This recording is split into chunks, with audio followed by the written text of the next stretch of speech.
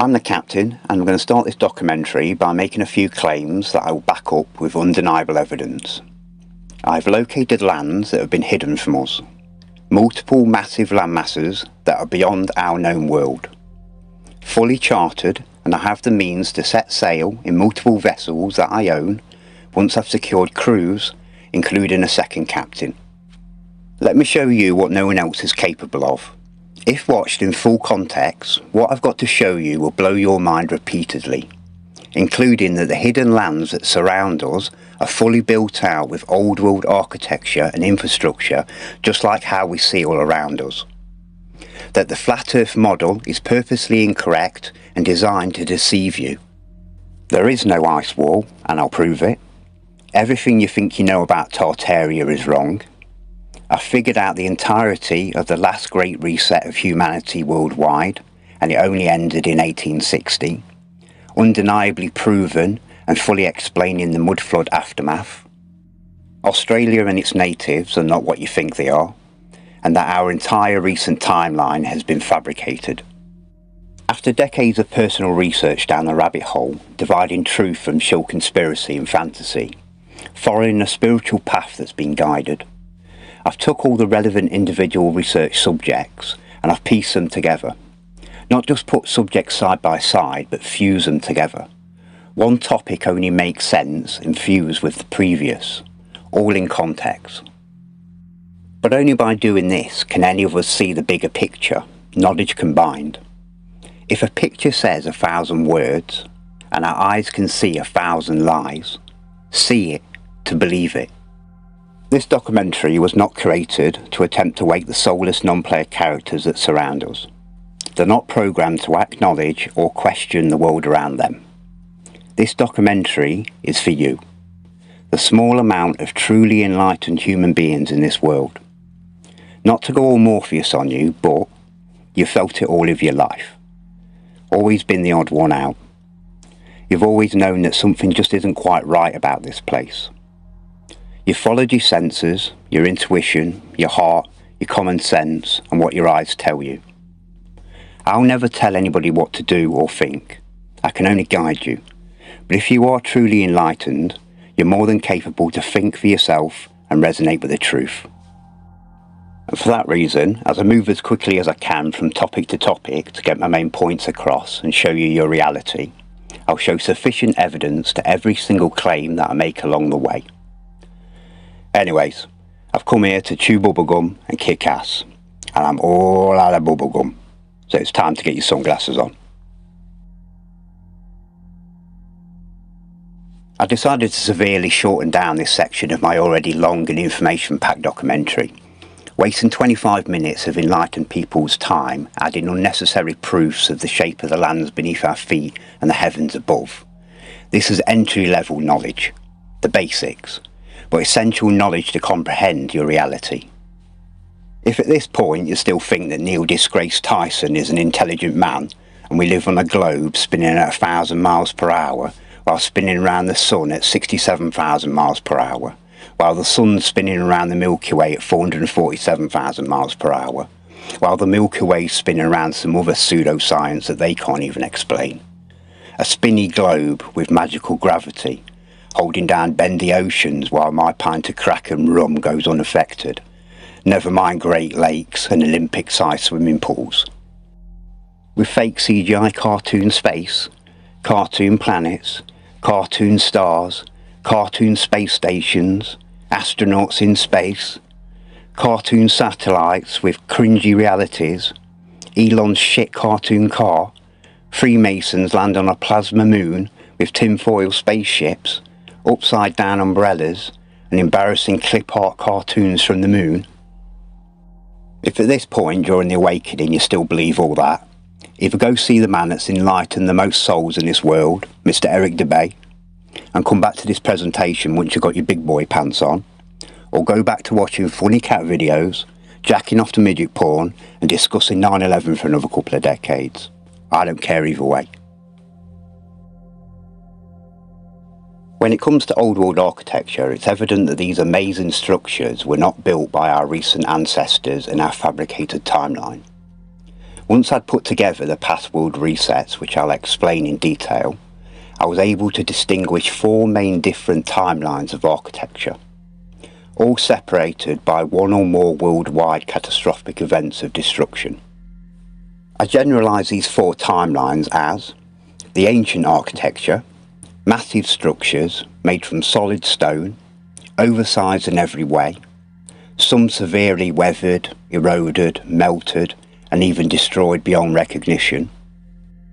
The second timeline structures, which I'll refer to as old world architecture, and that's practically everything the AI narrative wrote being founded in the 1900s, during a time frame that I'll prove only had 10% or less of the previous world's population, the events that buried this world in mud. The third timeline of architecture won't make any sense until I've explained the past reset, but this is everything that was built by the civilization pre-reset. And again, I will prove to you that the previous timeline civilization did not build the ancient or old world architecture, which are all these rounded type castles, battlement shapes along the tops, mostly battle damaged or falling apart. But don't get these mixed up with the more impressive old world castle type structures, or the ancient star forts that are all over the world. The less skilled pre-reset timeline peoples made much more primitive timber-framed houses, higgledy-piggledy wonky walls, solid, thick-walled, highly thermal, thatched roofs. Like their predecessors, they also built a lot of red brick houses. Not quite as impressive as the old world's timelines buildings, but still very nice solidly built structures. And all of the terrace type houses. And the fourth timeline of architecture is our timeline, which is everything from about 1860 onwards. Ugly, boring, lifeless box skyscrapers, box apartments, box houses, made with temporary, flimsy, cheap materials or steel and glass. Proving that the mainstream narrative has been falsified is easy in supposedly new countries like America, Canada and Australia. Countries that shouldn't have ancient and old world buildings, but they all do. This channel is called My Lunch Break. This channel is dedicated to proving architectural lies and that the AI has written our narrative of history. We are told that the USA begins in 1776. Immediately after, 16 years later, we have the stock market open up. And as we have talked about before, and this is where evolution, for whatever reason, finally starts to work for once. And the whole world supposedly becomes so intelligent and starts creating flying crafts and engines and phones, trains, TVs, and the rest of it. This is absolutely insane to believe. Then we have Australia that comes into the picture in 1901. The main issue that we have here is that we have the construction from the past civilization that is sitting here staring at us right in our faces. Buildings that we do not recreate today in 2023. Cities such as Budapest that have a coffee shop, a parliament building, and chocolate museums that look straight out of the movies. We have identified nearly 100 fire stories to this point, where buildings that are said to be built in the 1800s that clearly are from the old world are completely destroyed due to a fire, even though they're mostly made of stone, which is not flammable. This is the beginning of waking up the masses, understanding this massive historical lie, understanding that there was a previous civilization right before us that is no longer here. Where they went or what even took place that removed them from this place is what we want to know. They left all of their structures here for us to see. In my opinion, they left all of their technology, and the individuals who are supposedly so smart and evolution just hit them square in the face never created these things. Henry Ford, Thomas Edison, and on and on. Through my first 37 episodes, you will find hundreds of issues with the narrative, and we're just getting started. They were able to construct the St. Mark's Basilica in 4 years, from 828 to 832, but didn't have a light bulb? Give me a break. They built the inside with candlelight. Oh, and don't forget that it lasts forever. Unlike anything that we build today, even though this was in a time period before they even knew how to make paper. It really is incredible that once you get it, you don't go back to not getting it. You can see it all very clearly in nearly every town in the world. This past civilization had much more technology that we have not been given back yet. we have been given the car back, the train, the plane, the TV and cell phones, the light bulb and computers, internet and power tools. All major movies have been recreated. They know what we like. Refrigerators, cameras, GPS, video games, all of this in the last 300 years. In my opinion, like I've said, they have had all of this technology, and this includes AI. I'm starting to find the same narrative too many times, all over the world. I am now leaning towards an AI that most likely created all of these insane, ridiculous narratives. For every one of these buildings, the repetition of the plots and the repetition of characters gives it all away. How long has AI, or more specifically this ChatGPT stuff, really been around? Do you think this is the first time? I definitely do not. Many of these old world buildings were built in a similar style cosmetically to the ancients, and the builders clearly had a high level of knowledge and technology to create these masterpieces. But all of these structures from this second civilization and timeline are fakes in comparison cosmetically. Other than the obvious old world structures made with red brick, when it comes to these stone looking buildings, all of these are actually built with red brick.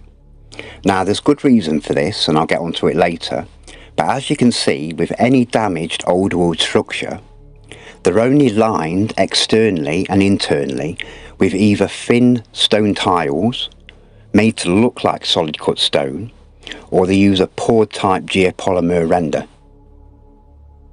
Kinda like a superior type of cement that gets harder with time.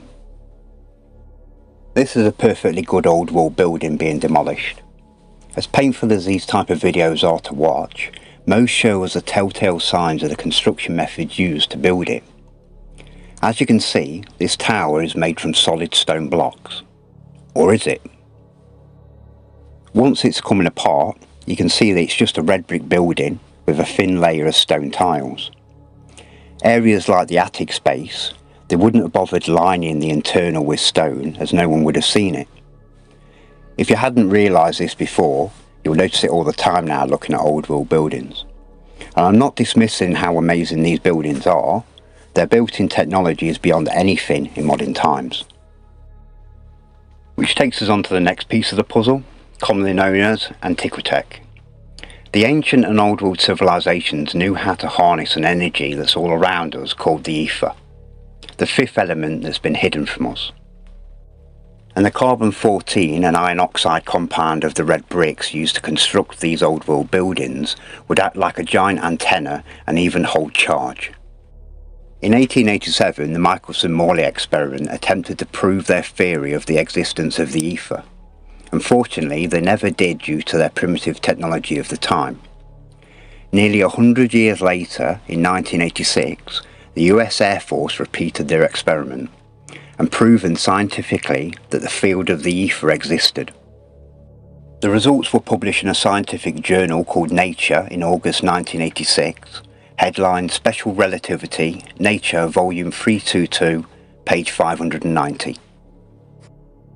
There's no money in it for the cult with free, clean, sustainable energy for the world, so now they just deny the ether's existence. These are not religious symbols. When the cult created their religions to control and divide, they merely adopted these symbols as they were all over the buildings that were delegated as their houses of worship. You'll notice all original Antiquitech had these copper balls and antennas in the shape of the relevant symbols. This is the old world symbol for the ether. A symbol for the ether, collecting ether. This is the old world symbol for Mercury. These copper balls had Mercury inside. Only small amounts were needed, but with a simple magnet combined with a power source like the ether, this vortex would create its own magnetic field.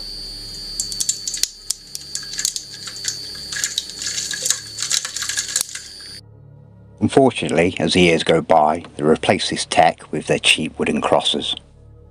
It's why most of these buildings have copper earthing cables running from the antenna top to the ground. And no, it's not for lightning strikes. The only time a church will have any issues is if this tech's been removed. The skilled builders of these masterpieces would have taken lightning into account before construction. Plus they were designed to harness energy and last forever. Does anybody really think it took our dumbed down society to come along and save these buildings that are probably thousands of years old? The last part of this subject, and something that will make more sense later on, are old world greenhouses. Incorporating geothermic technology, also harnessing the ether to grow super crops unaffected by the exterior elements. Greenhouses that are big enough to feed entire cities. A similar technology has become popular in recent years called electroculture, a technology that uses electrical currents from the ether to enhance plant growth.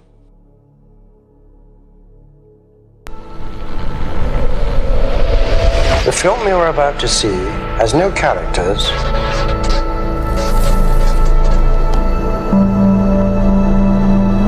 If you spare a little of your imagination, it is a film to describe to you the effect of cymatic frequencies on matter.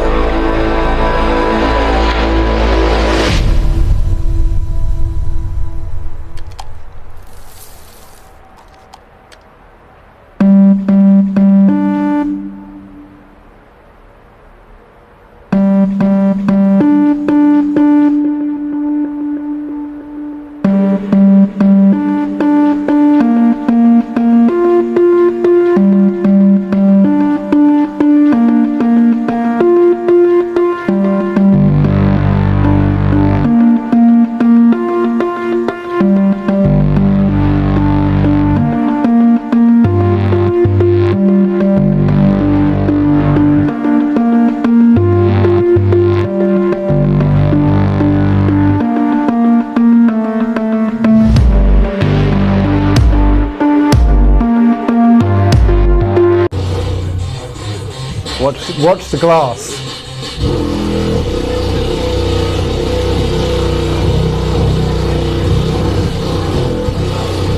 And now look at the metal, the steel.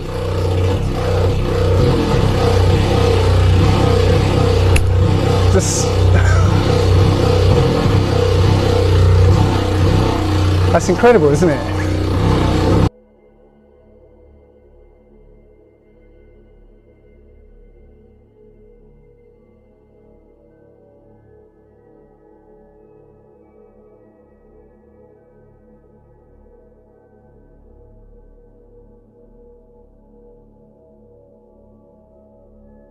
The ancient and old world structures that we now call cathedrals and churches are not just power stations. They were like the old world hospitals and GPs, giving out healing frequencies.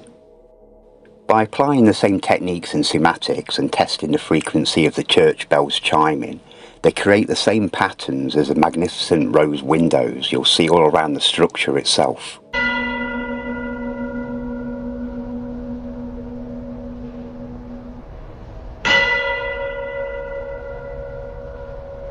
The tolling bells would emit powerful vibrations and influence entire towns and their water supplies. Hence why there's tunnel systems under every cathedral, church and city worldwide. These fed the water supplies to its inhabitants around the cities. A technology taken from the ancients. The ether and the frequency of the bells would influence the molecular structure of the water. It'd be like drinking and bathing in life energy, life juice, the fountain of youth. These glass stained windows were not just for decoration, they're technology. The glass would harness the sun and moon's electroradiation through the geometric pattern of the window, and the light on the inside takes the form of that frequency. Each frequency contains its own geometric pattern. By shining a light through a geometric pattern, it has healing on the human body and soul. It regenerates while vibrating at that same frequency. These structures also contain the most powerful sound instrument ever created, the brass organ and pipes. Breathtaking masterpieces. The organs would heal your organs. It's a reason why the ancients and old world civilizations lived longer than us and grew larger than us today. They've removed our power source, our mojo. Unfortunately, most of these original bells and organs have been removed, replaced, or never used as intended. You'll find that any of these giant bells remaining today are purposely damaged. And the narrative of their destruction is that the bells were removed worldwide and melted down to make bullets, guns, bombs and other military equipment by the cult to give to us to murder each other with. Demonic as always. In 1955, the Rockefeller Foundation, backed up by the International Organization for Standardization, changed instruments and music keytones to 440 Hz. A dissident, conscious, suppressing, negative, unharmonious, destructive, messy and harmful tone of frequency and vibration. I would recommend changing your entire music playlist from 440 Hz to the widely available 432 Hz or the 528 Hz. You will feel the benefits. We're led to believe that we're just dumb monkeys that have to be taught how to speak, but even actual monkeys are born with the ability to communicate with their own kind. But dumb humans, we have to be taught to speak, read, write, do spellings and spell casting, with the cult's word magic and their backwards pig Latin languages that we all talk. But like always, in reality, the supreme beings do not need to be taught how to communicate. It's why they gave us all these separate languages and demonic religions, so we can't communicate with each other. So we can hate each other, kill each other, divide and conquer. The best research I've seen on the subject was from Mr. Dave Murphy, on a documentary of his called The Language of Creation. Dave connected an ancient dead language that he referred to as Paleo-Hebrew, the original language, the language of God, and likely the language of the ancients. And I can hear a lot of you saying, Captain, did you just say Hebrew? Are you one of them?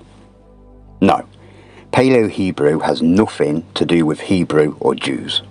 Hebrew doesn't even have anything to do with Jews, but watch Dave's video if you want more on that. Paleo-Hebrew is a pictorial language of images, sounds and mouth vibrations, just like what's referred to as ancient Egyptian hieroglyphs. Many other creatures in this world use a pictorial language, referred to as echolocation. Whales, dolphins, bats, lemurs, rats, birds and many more. They're not just making noises, they're transmitting and receiving images and sounds. A thematic experiment was made using dolphins, using a technique called climagraphs, which are patterns that represent dolphin language, similar to hieroglyphs. This particular experiment involved Jim McDough and a dolphin called a Maya. Jim entered the tank with a Maya and allowed it to do a clickety-click thing, recorded the feedback frequency, and through the climagraphs, this is the image that they got back. And to Maya, this image would have been in full HD with sound included. And it's why when this frequency was played to a different dolphin with a few different people in the tank, the new dolphin was able to pick Jim from the others. When it comes to humans, we are born with the ability to communicate with each other, but we are indoctrinated out of our own language to where we don't even understand our own children when they're born and start to talk to us. The way I managed to find the exact dates and events that led up to the last catastrophic reset of this world, every society living in it, their economies, the massacre of around 90% of the world's populations, and the takeover from the same parasites that still run this world today, was quite simple, to be fair. And I'd like to explain how, as this will help you understand my main discoveries later on. I've studied old world cartography for a long time. I'm in my 5th year living on the ocean in my sailing yacht. Navigation, charts and map reading is part of my daily life as a sailor. And I taught bushcraft and survival skills for a decade, including navigation, so I'd class myself as an expert on the matter. While comparing old and new world maps, I noticed a couple of main differences between them. The first was that no old world map shows ice anywhere. Never mind on the North Pole or any ice on the lands that surround our world. But by the 1900s, the 20th century, ice started appearing on world maps. Now, the narrative says there's always been ice in these areas, probably for like a trillion bajillion years, right? There's no disputing that there is ice towards the north and near the lands known as Antarctica, which is rapidly melting. Most indoctrinated historians would just say that the cartographers that created these old world maps were just primitive morons and liars with huge imaginations, right? Fortunately for me, I know better. When you've got a map, for example the Abono Monte 1587, that's over 400 years old, but its charts are so accurate that I've used them to navigate the oceans today, I know that these cartographers of the past are way more knowledgeable and intelligent than most people of today. The second difference between old and new world maps were the shapes of the landmasses, and I'll quickly show you what I mean. So we've got South America in the modern day, and we've got South America before we named it in 1587. As you can see, it doesn't look quite right. It's more like this nowadays.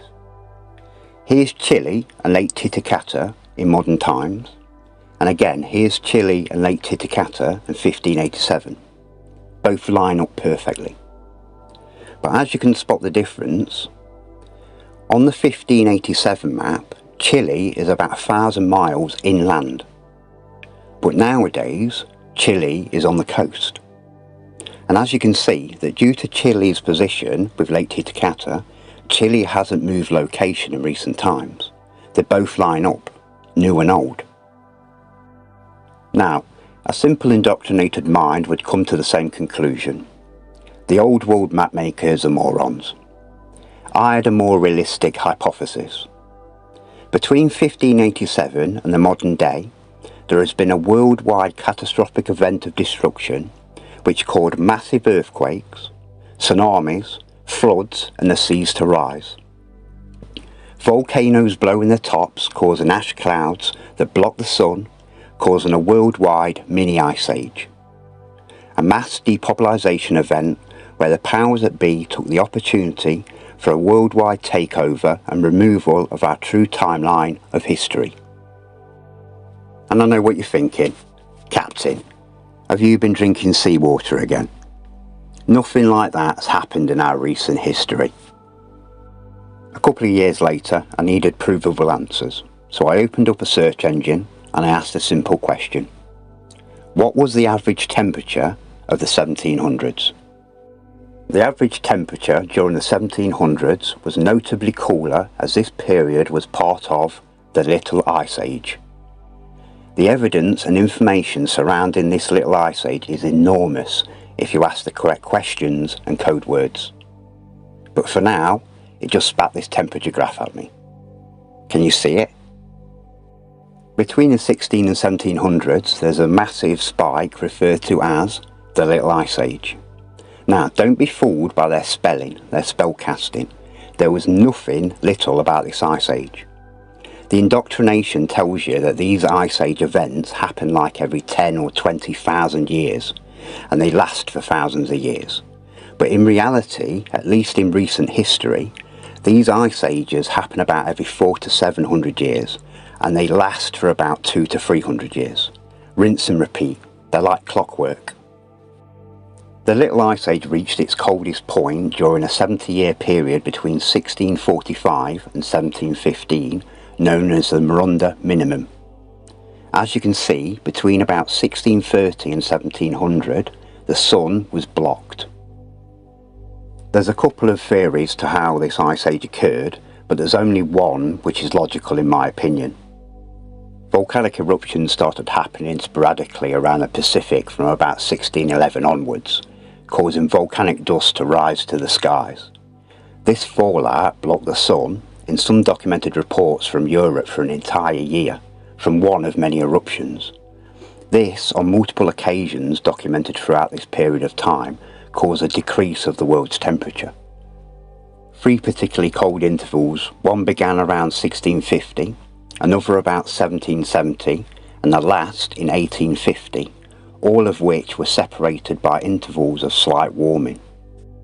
Massive magnitude earthquakes throughout this time period caused ginormous tsunamis worldwide, added with the extreme weather, high winds and torrential rainfall, added with freezing temperatures, this alone killed hundreds of millions. Now, with the mass amount of documented reports throughout this time period of volcanic activity, catastrophic 8 to 9.6 magnitude earthquakes, which are the highest grade and named great earthquakes that cause catastrophic damage and loss of life over vast areas.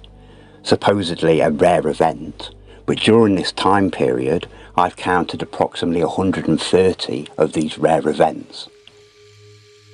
Now, going back to my hypothesis that I wrote years before asking the correct question, tsunamis don't explain worldwide permanent flooding and loss of massive areas of land.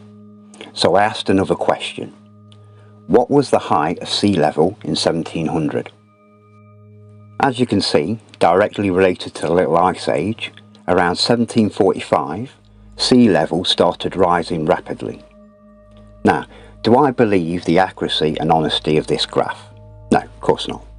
But even if this rise of sea level was 10 times this, it wouldn't explain the huge loss of land that's been admitted worldwide.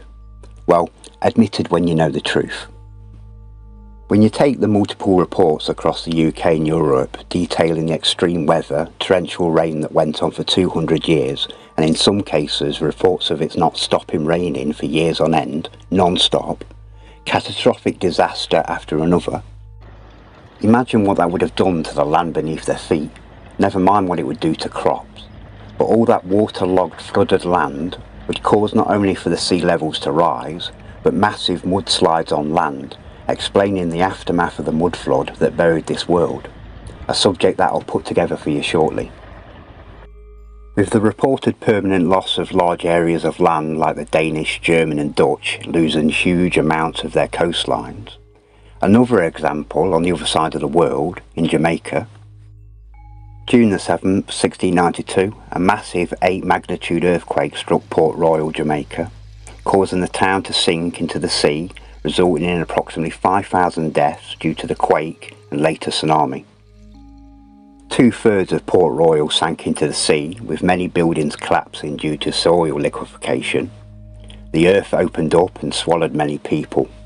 Most of the town's 2,000 buildings were destroyed, and many ships in the harbour were capsized.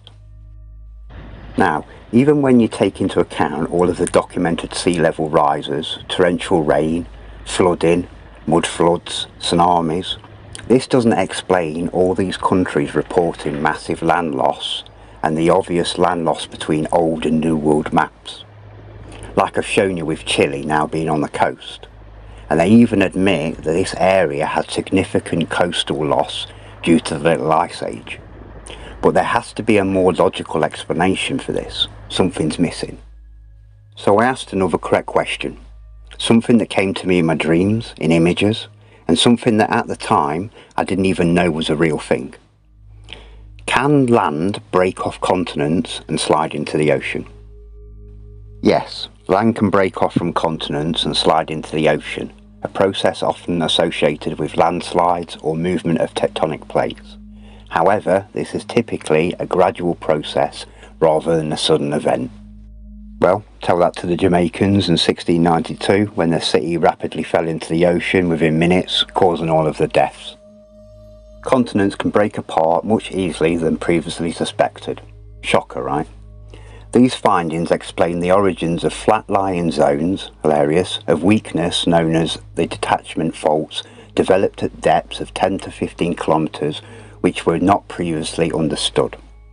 Their conclusion: the volcanic activity during the general crisis of the 17th century played a crucial role in shaping the environmental and social landscapes of the time, contributing to widespread instability and conflict.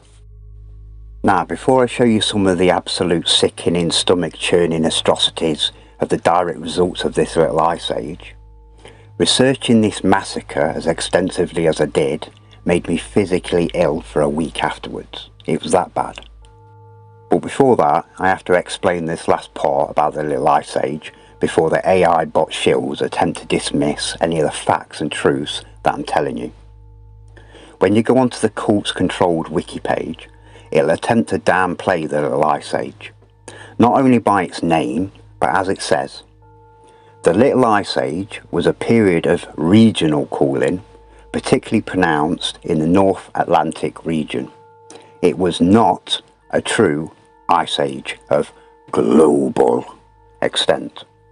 What they're saying here is that this was not a worldwide weather event and didn't cause ice to form towards the north or south. But as always, all the evidence is on the contrary. Even the indoctrinated historians refuse this narrative.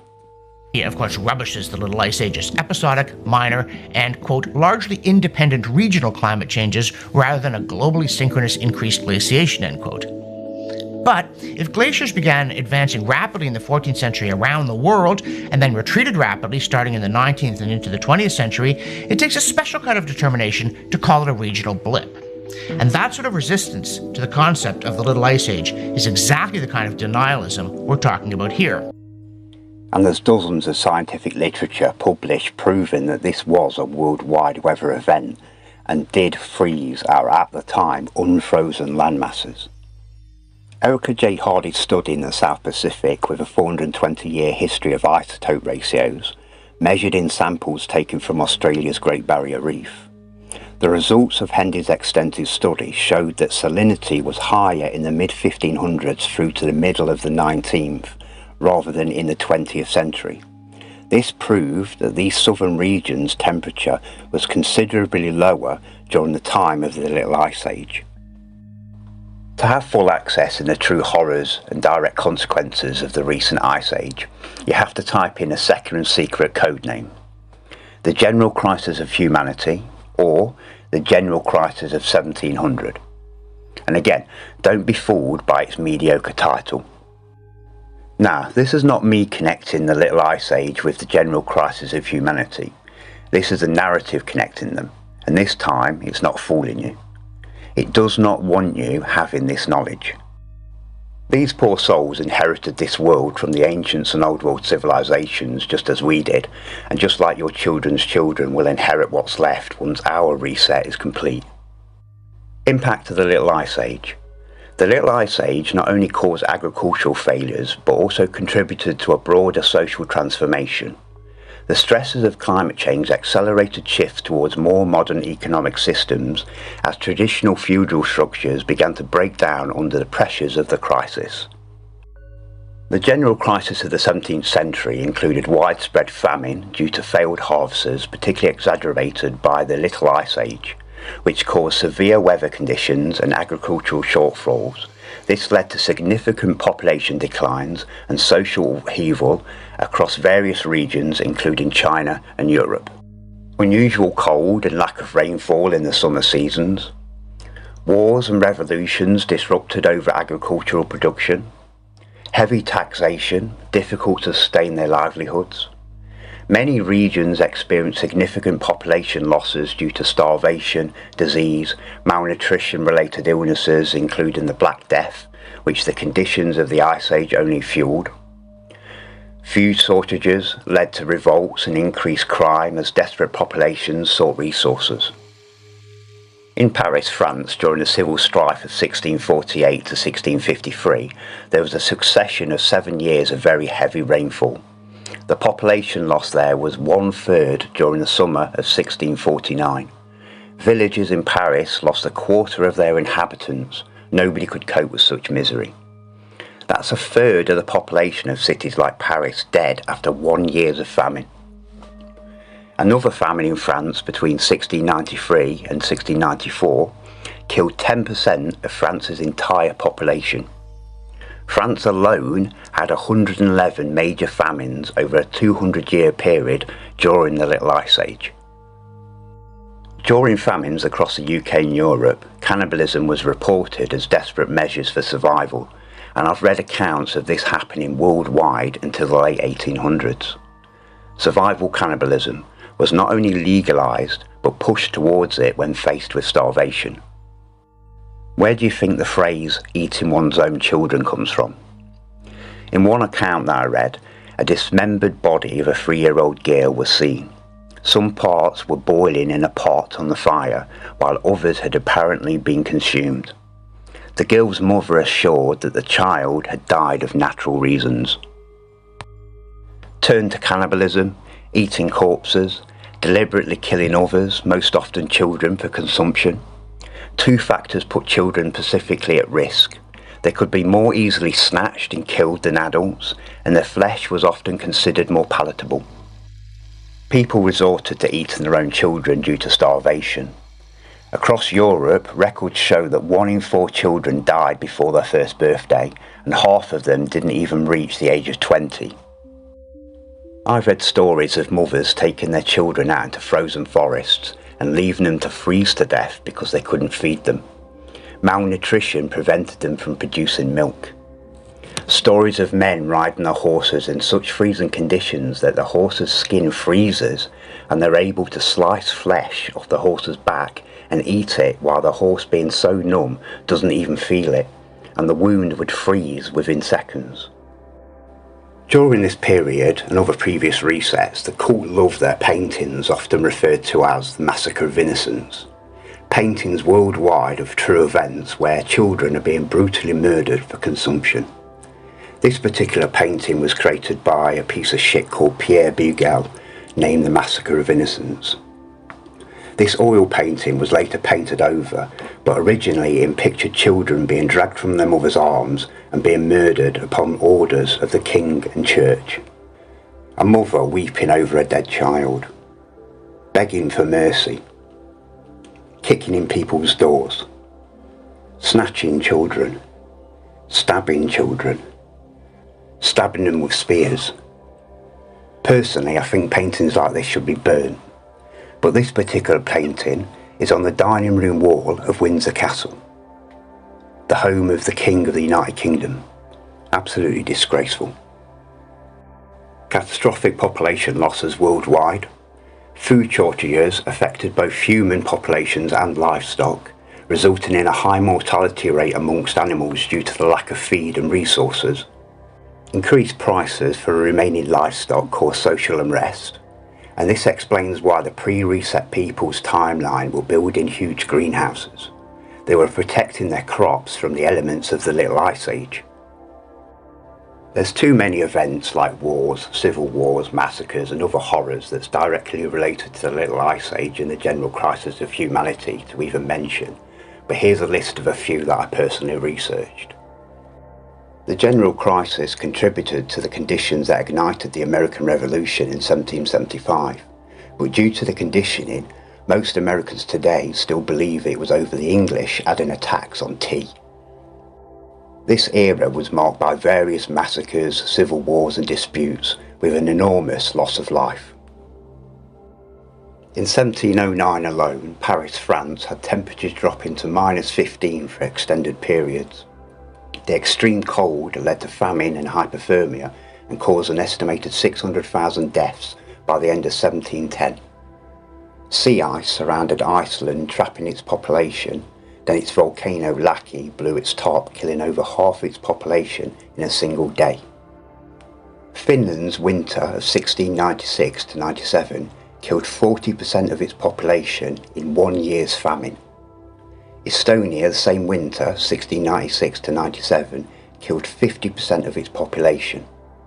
Rivers across the world, like the Thames in London, would freeze over with a foot deep of ice and house the Thames Frost Fairs from 1607 to 1814. Now, before I go through the world's death rates during the Little Ice Age and the general crisis of humanity, I want to show you how the AI hides all of this from you, how sneaky it is. I'm going to type into a search engine, the fall of the Ming Dynasty, but you can ask about anything related to the Little Ice Age and you'll find the same deception. I specifically asked about its fall, and as you can read down every link, scrolling for hours and hours, you won't find any mention of the Little Ice Age or the general crisis of humanity, because they don't want you connecting the truth of our past. But let's type in another question. We won't use the word fall, as in the fall of the Ming Dynasty, we'll just type in Ming Dynasty. But this time we'll include the code name, the Little Ice Age. The Little Ice Age significantly impacted the Ming Dynasty and contributed to the dynasty's decline and eventual fall in 1644. The same time period that Tartaria was wiped out and removed from history, something I'll put together for you later.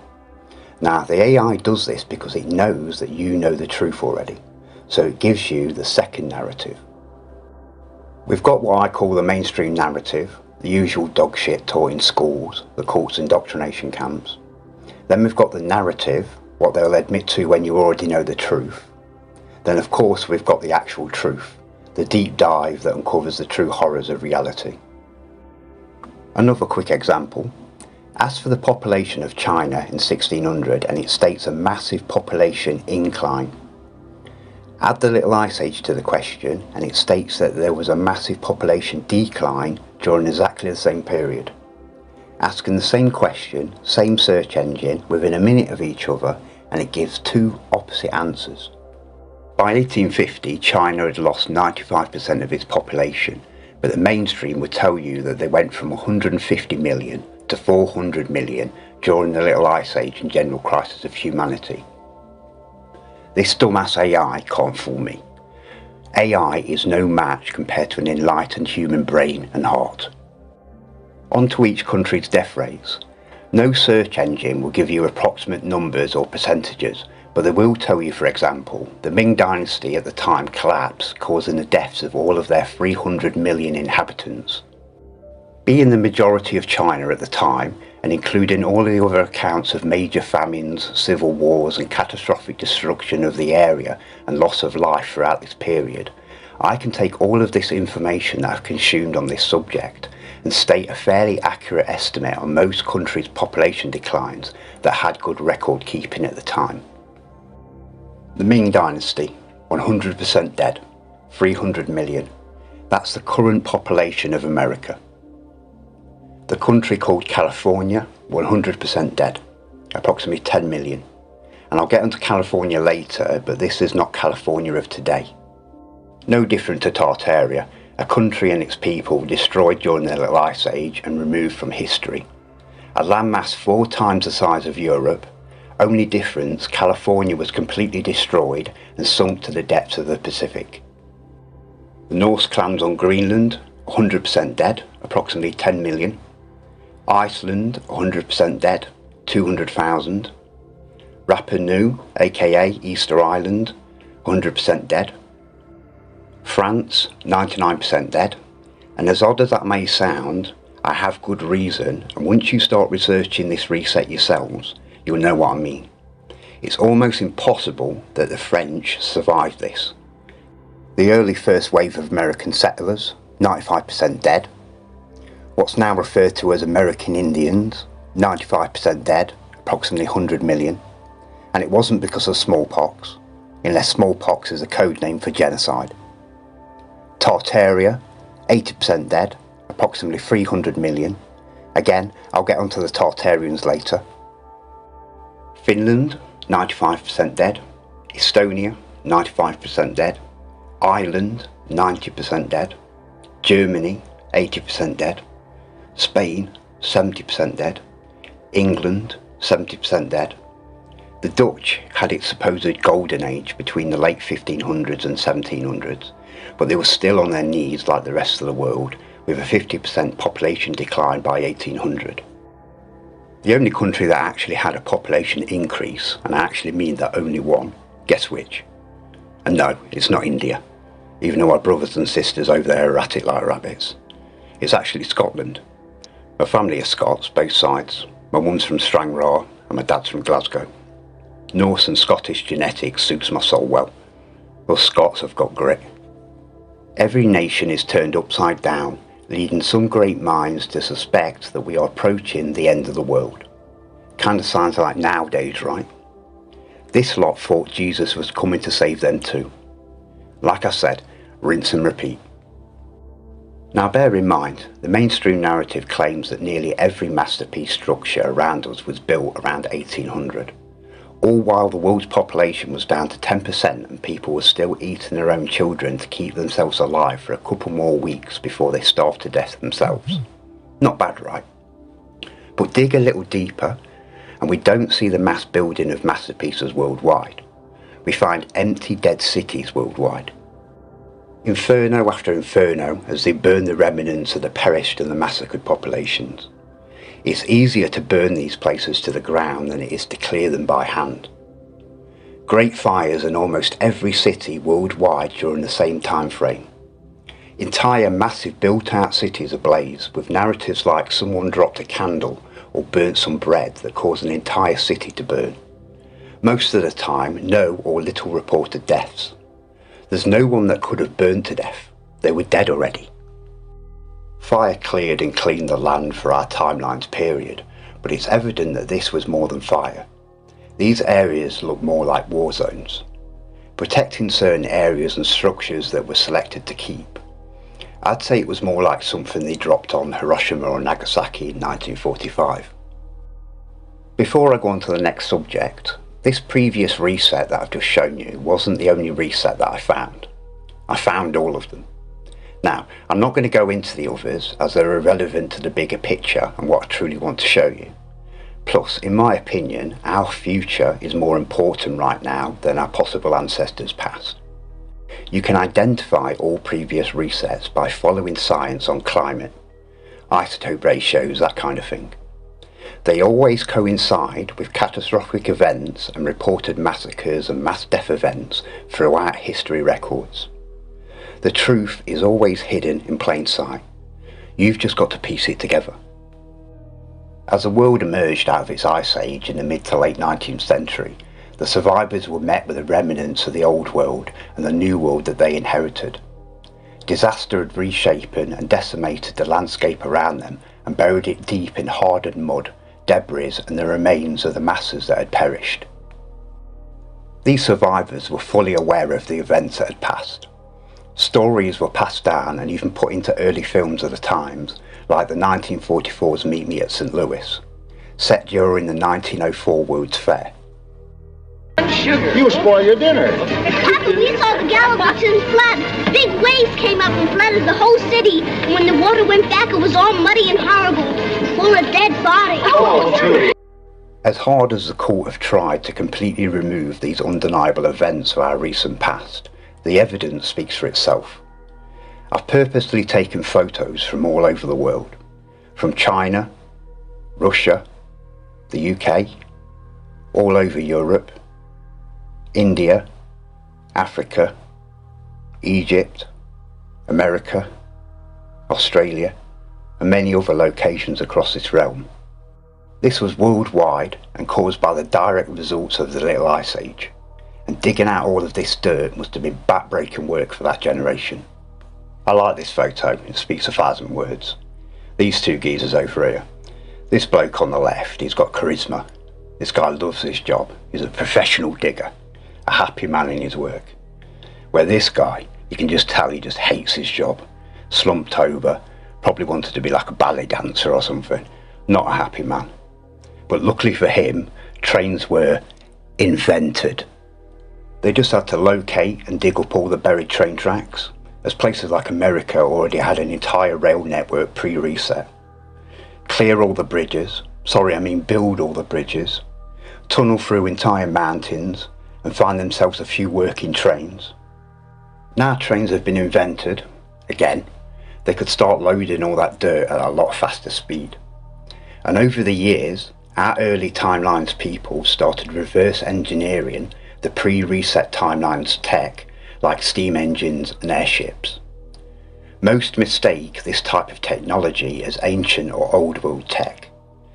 This technology was created by our pre-reset timelines people between 1250 and 1650. It had nothing to do with the peoples that built structures like these, and I'll undeniably prove this later on. The connection between the Little Ice Age, weather events and mud floods. The Little Ice Age was characterised by prolonged periods of heavy rainfall which saturated the ground. This saturation made it more likely for mud floods to occur, especially in areas with steep terrain or loose soil, that could inundate nearby structures. Historical accounts from the Little Ice Age documented instances of flooding and mudslides that affected communities.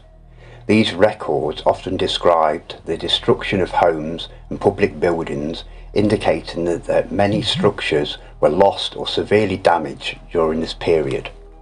These are old world houses. As you can see, mud flooded. As always, when the land around these structures was excavated, the original ground floor level was unearthed. And as you can see, This wasn't the structure's basement, the cellar. This original ground floor level had windows and doors. Glazed windows facing dirt. Makes no sense, right? And like every old world structure, this stone looking building is just a red brick building with a geopolymer rendering to look like stone.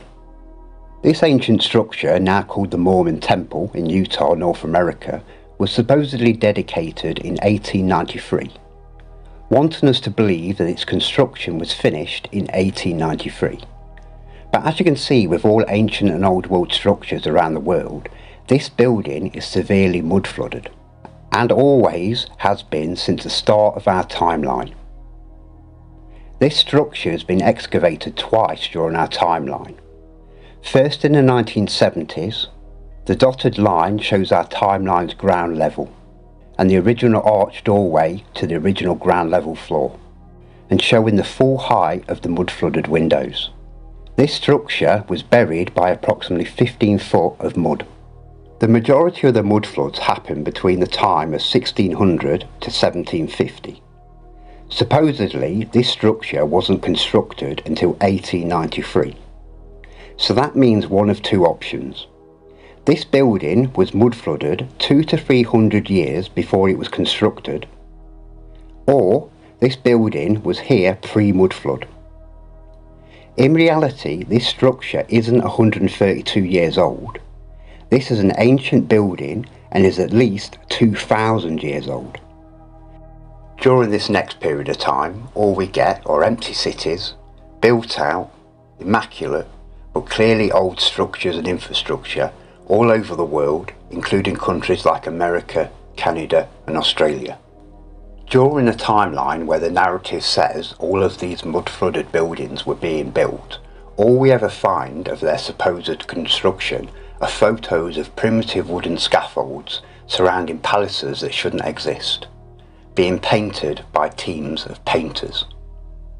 I've even managed to find out what it says on this painter's hat. Then all of a sudden, boom, filled out cities.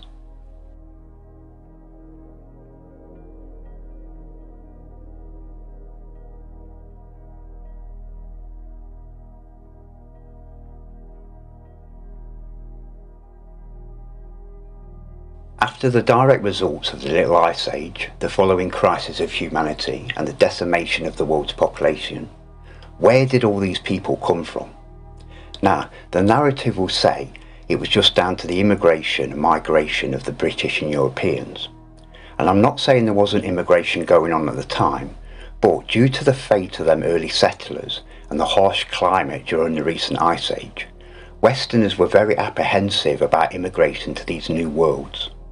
No matter how many offers and incentives to move there, like all the posters and pamphlets distributed at the time, offering millions of pre-built old world houses, given away for free, and offers of millions of cheap square miles of land that they wouldn't have to pay for up front, free transport across the Atlantic, and set up grants to get living the American dream. But dig a wee bit deeper and we get a different repopulation story. While hidden in plain sight, the second narrative will admit a more sinister recent past. Over 540,000 children were distributed to and across America alone, in the community more commonly known as the orphan trains. Now, were these poor children orphaned by the horrors of the previous reset, or was there a more sinister explanation to this? The next part is more of a question on my behalf. The incubator babies. Were these really incubators as we know and use them today? Or was this a period of time between 1860 and 1920 where they were creating humans, genetically modified organisms? And is this where we get all of our soulless non-player characters that surround us? This despicable Jew's name is Martin Arthur Kearney, an apprentice obstetrician who worked under the obstetrician another despicable Jew called Pierre Constant Burdin.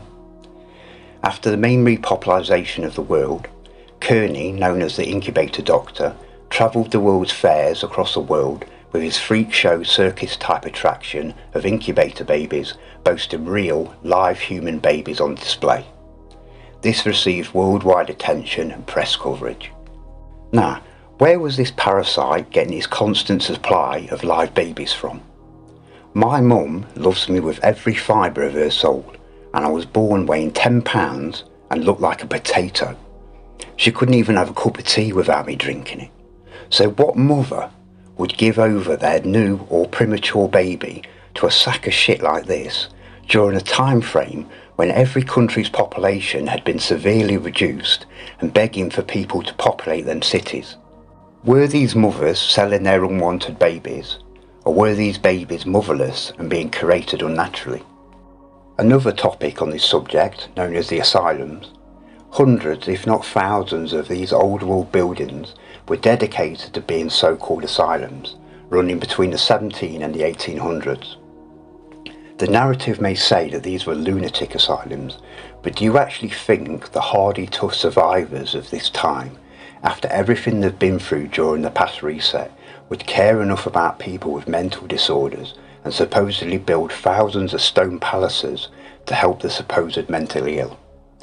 Bear in mind, these aren't the snowflakes that surround us today. These survivors had grit. The narrative will tell us that these lunatic asylums were more about containing the patients like prisoners rather than treating them. That these prisoners were abused, tortured and raped. So why supposedly build, more like dedicate, these massive amazing palaces to just use them as a prison and abuse the inmates? It makes no sense, right? These were clearly not lunatic asylums, nor were they built in their AI-faked history timeline. All of these structures are wood flooded. Every single supposed asylum that I've looked at. These asylums were either a temporary housing for people immigrating to places like America, possibly housing for children coming in, or even possibly breeding facilities. Of the most bizarre and disturbing topics of this repopulation subject are the mass amounts of symbolic posters and postcards implicating growing and selling babies during the 1890s and 1920s. These are not cute vintage art. France has hundreds of great examples of these, but as you can see, they were posted all over the world, including America. You'll see the word à vendre, and this means for sale. As this one says on the back, dated 1907, sent to the US. Dear Elle, don't you think they are very pretty on the other side? If so, hurry up and order one before they get sold. Love from Agi. This one actually has the children's names written on the individual toddlers. And if we look on the back, the same handwriting. It doesn't sound like a joke, does it? Children were being sold worldwide. And you might think, why would you advertise them like this? Would you rather choose your GMO baby by this picture or something more realistic? A part of our recent history that the mainstream narrative doesn't want you knowing about, as the chances are you may be a descendant of one of these GMO non-player characters. In the 1900s, my dad was an incubator baby in Coney Island. He was on display. They had just invented the incubator. He was. You could literally tell me anything, I'd believe it. No, it's true. Yeah. Ask yourself, what was your great-grandparents' names? Or their parents' names? Probably blank, right? These now called catacombs are under every ancient and old world cathedral and church worldwide. More well known in Paris, but the size of France's catacombs only validates the mass death there. All bones dated during the Little Ice Age. Coincidence, right? After the past reset, these remains were lined in old world tunnels originally built to feed the city's water supplies. Presented in a symbolic, demonic, disrespectful manner, most known catacombs, only small sections are permitted to the public, but they admit to them having hundreds of miles that are restricted.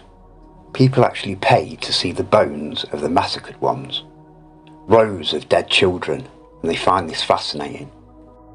Something I can only explain as trophies of the cult, and it won't be a coincidence that they're under every old world power station, nor why they surround these so-called churches with graves of rotting bodies of the dead, graves that only date after the last reset. That's all I've got to say on this disgraceful subject. Because the cult's AI knows what I am and knows that I know the truth, it will communicate to me differently to how it would with most. When I ask, why did the cult do this to the people? Why does it reset them? Why does it lie to them? This is my answer. When empires, nations or rulers win a war or overthrow a system, they also rewrite the narrative to justify their power. If people knew all the ways they'd been exploited, they'd resist. Suppressing certain truths maintains control over populations. Education systems are designed for compliance, not exploration. Kids are taught clean versions of events instead of the messy reality. Truth threatens power. A population that knows its real history is harder to control. A society that remembers lost knowledge doesn't need rulers. A people who understand how often we've been reset would question everything. Whole empires, lost technology and cultural worldviews don't fit neatly into textbooks. A cult literally means hidden. Ruling classes often kept deeper knowledge for themselves. Religion and politics, both the same thing, censored anything that threatens their authority, labelling it hearsay, superstition or conspiracy. Governments and media shape collective memory through propaganda, film, school and even monuments. By controlling what we remember, they influence how we behave. I think that answers my questions pretty well.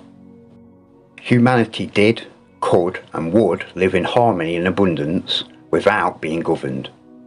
We wouldn't need to break the law, common law, natural law, the law of the land, that you won't bring harm or loss to another human being.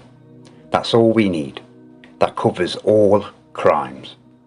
But it doesn't stop the cult pushing their 70,000 statute legislations upon us, put in place to control and collect revenue from us to feed their own greed, destruction, genocides and even funding our own current Great Reset. A statute rule has the force of law upon consent of the governed.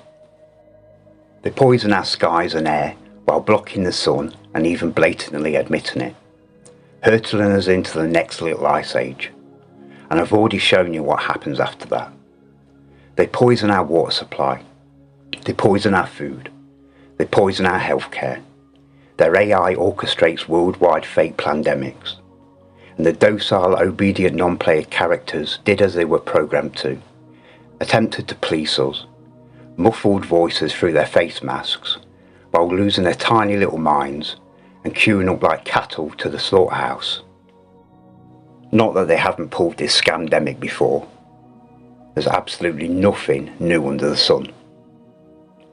Just tests to gather data on the next course of action needed and to fit all their infrastructure. All areas and subjects of the truth movement have been infiltrated by shill deceivers and what I call non-player character truthers. Non-player characters playing conspiracy theorist, pushing 5% truth with 95% fantasy bullshit, misinformation, fear and deception. And then we've got the fully AI controlled truth content creators, spouting the same shite as the non-player character truthers. It's the same issue with genuine truth journalists. It's their beliefs that hold them back, as designed to, from ever uncovering 100% truth on the particular subject that they report on year out. Stagnating on one piece of the puzzle and making no effort to discover the bigger picture. Or spouting beliefs about their imaginary ice wall that traps them and the flock in their own minds. Something I will soon undeniably prove does not exist. Where do you think the ice wall and flat earth model come from? One of the biggest deceptions that this cult brainwashes even supposed truthers with is their religions. By following a strong spiritual path of enlightenment and having a true understanding of what you are, only expands your mind, body, ability and raises our frequency. We don't need their religions that close your mind and traps you in fear. put in place to control, divide, and cause you to hate each other, to kill each other, to make you vibrate at your low levels. When it comes to this Satan's little season that most so-called truthers are rambling on about, the cult has made the masses believe and worship a fake god that was created through rape. And I'm pretty sure it's one of the 10 Commandments and a sin to fuck another man's wife. The backbone of the Christian cult is the 10 Commandments, something all Christians seem to bypass. For example, thou shalt have no other gods before me, your God, and thou shalt have no other saviours but me, your God. But Jesus is your God and your saviour, created through rape, right? And his dad, psychopathic God that massacred this world by flooding it, killing every man, woman and innocent child. The cult have fooled all religions into worshipping evil, to make sinners of you all. Maybe this is why the cult reset and massacre the population so often, collecting the souls of their flock. The timeline before the last reset believed that Jesus was coming to save them too. He never turned up. If the people are that gullible and unenlightened that they can't see this clear deception, then maybe it is for the best that they sell their souls to Jesus for so-called salvation. I believe in nothing unless I can prove it. That's why they're your beliefs, because you can't. If something is true, you can prove it. We in this world were created, but not by the cults made up false gods written by their dogshit AI. I want to make clear from the start that I have no intention on sailing to the lands recently referred to as Antarctica. But understanding the truth of Antarctica is vital to the understanding of the bigger picture. And this is not it, the flat earth model.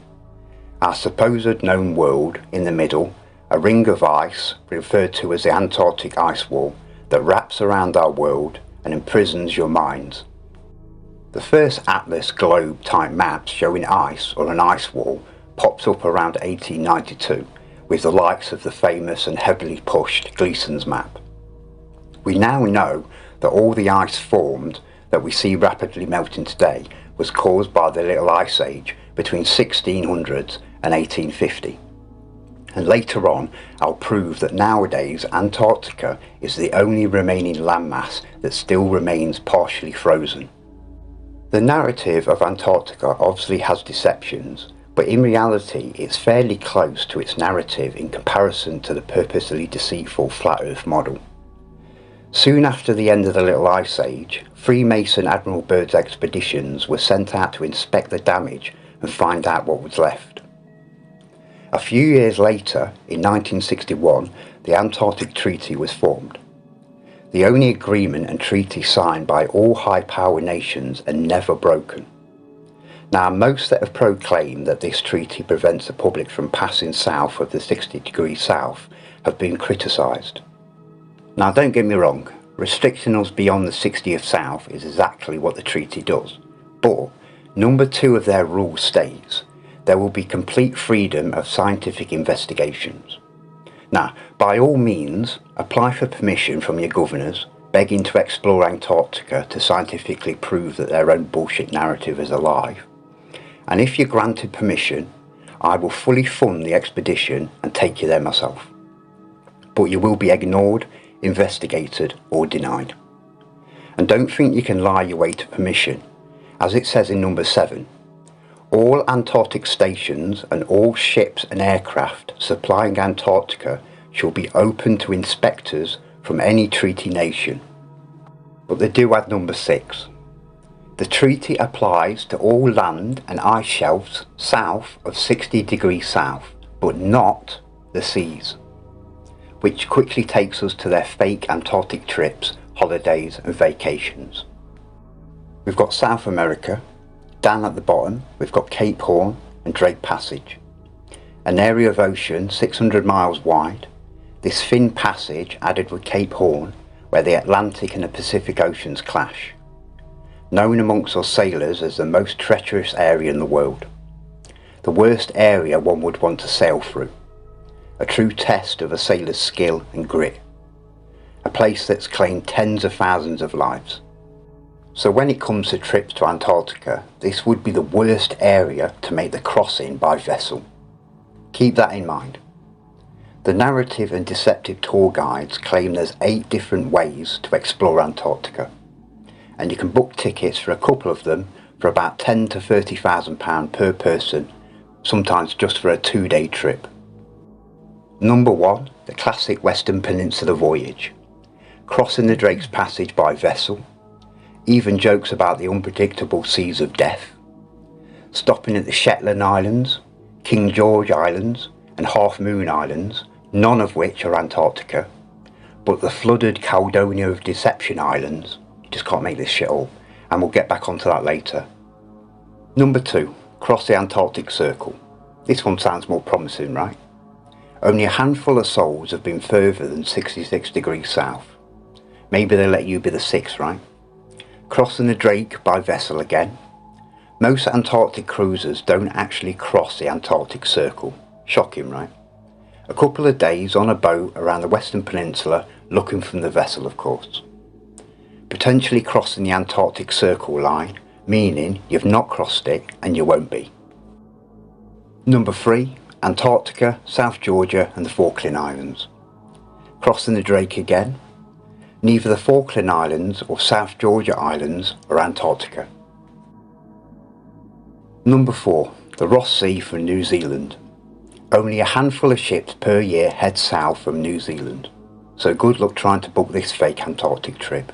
But even if you did, the pristine Snare Islands, the Macquarie Islands, the Campbell Islands and the Auckland Islands are not Antarctica. Number 5, the Weddell Sea and the Eastern Peninsula. Crossing the Drake Passage again. Paulet Island on the tip of the peninsula is not Antarctica. Number 6, fly to Antarctica and on to the pole. A 5-hour flight to what they call the geographic South Pole, what a joke, but they get 3 to 4 hours here. In reality, you're flown to near the peninsula and shown a cheap barbershop pole for a selfie opportunity. Don't bother taking your compass because it won't indicate you're anywhere near the South Pole because you're not. Number 7, the semi-circumnavigation. A vessel from New Zealand across the Drake Passage. Peter First Island, sailing round the Mundan Sea, Ross Sea or Ross Island is not Antarctica. Plus, the Ross Ice Shelf is where all the sheer ice wall photos come from. But in reality, it's just this little bit. Number 8, hilarious, fly over the Drake. Just a plane trip, no landing, enough said. Now, it's time to show you what your world used to look like. Some of you may have seen this before. This is the Abono Monte chart from 1587. One of the largest old world maps at 10 foot by 10 foot. A truly outstanding and accurate chart, but I have no intention using this 400-year-old chart to navigate to the lands that have been hidden from us. Remember earlier, the way I found the past Great Reset, the Little Ice Age and the crisis of humanity was because of this very map. It's no coincidence that it's the least documented old world map amongst supposed truthers. They don't want you looking at this map as you may discover the hundreds of truths and hidden knowledge that I have. But even the cool has to follow the rules of this world. The truth must be there to find, hidden in plain sight. But they do love to turn your world upside down, in every way, even literally. Due to pesky cartographers and historians that retain a soul and minds to think, proving that the currently used Mercator map is completely distorted and inaccurate compared to the slightly more but still deceptive Gauss-Peter projection map, the cult have been forced to roll out their damage control and, as always, slowly adapt a new deceptive narrative. But trying to wrap our world around a globe distorts both of these deceptive maps. There's many good presentations and papers written on this subject. The main part overlooked concerning the Gauss-Peters projection map is that it's meant to be this way up, a reality that I'll explain later on. All genuine maps, new and old, are navigational aids for land, sea and air. Any charts I show are predominantly charts for sea navigation. All real maps include the key to navigate safely the very map itself. If a map does not include this, it's just a pretty picture or fantasy art like this pile of shit that all the non-player character truthers shill out. In modern marine navigation, we use multiple types of technology to travel accurately and as safely as possible. Very few modern civilian sailors can read paper charts and plot a heading.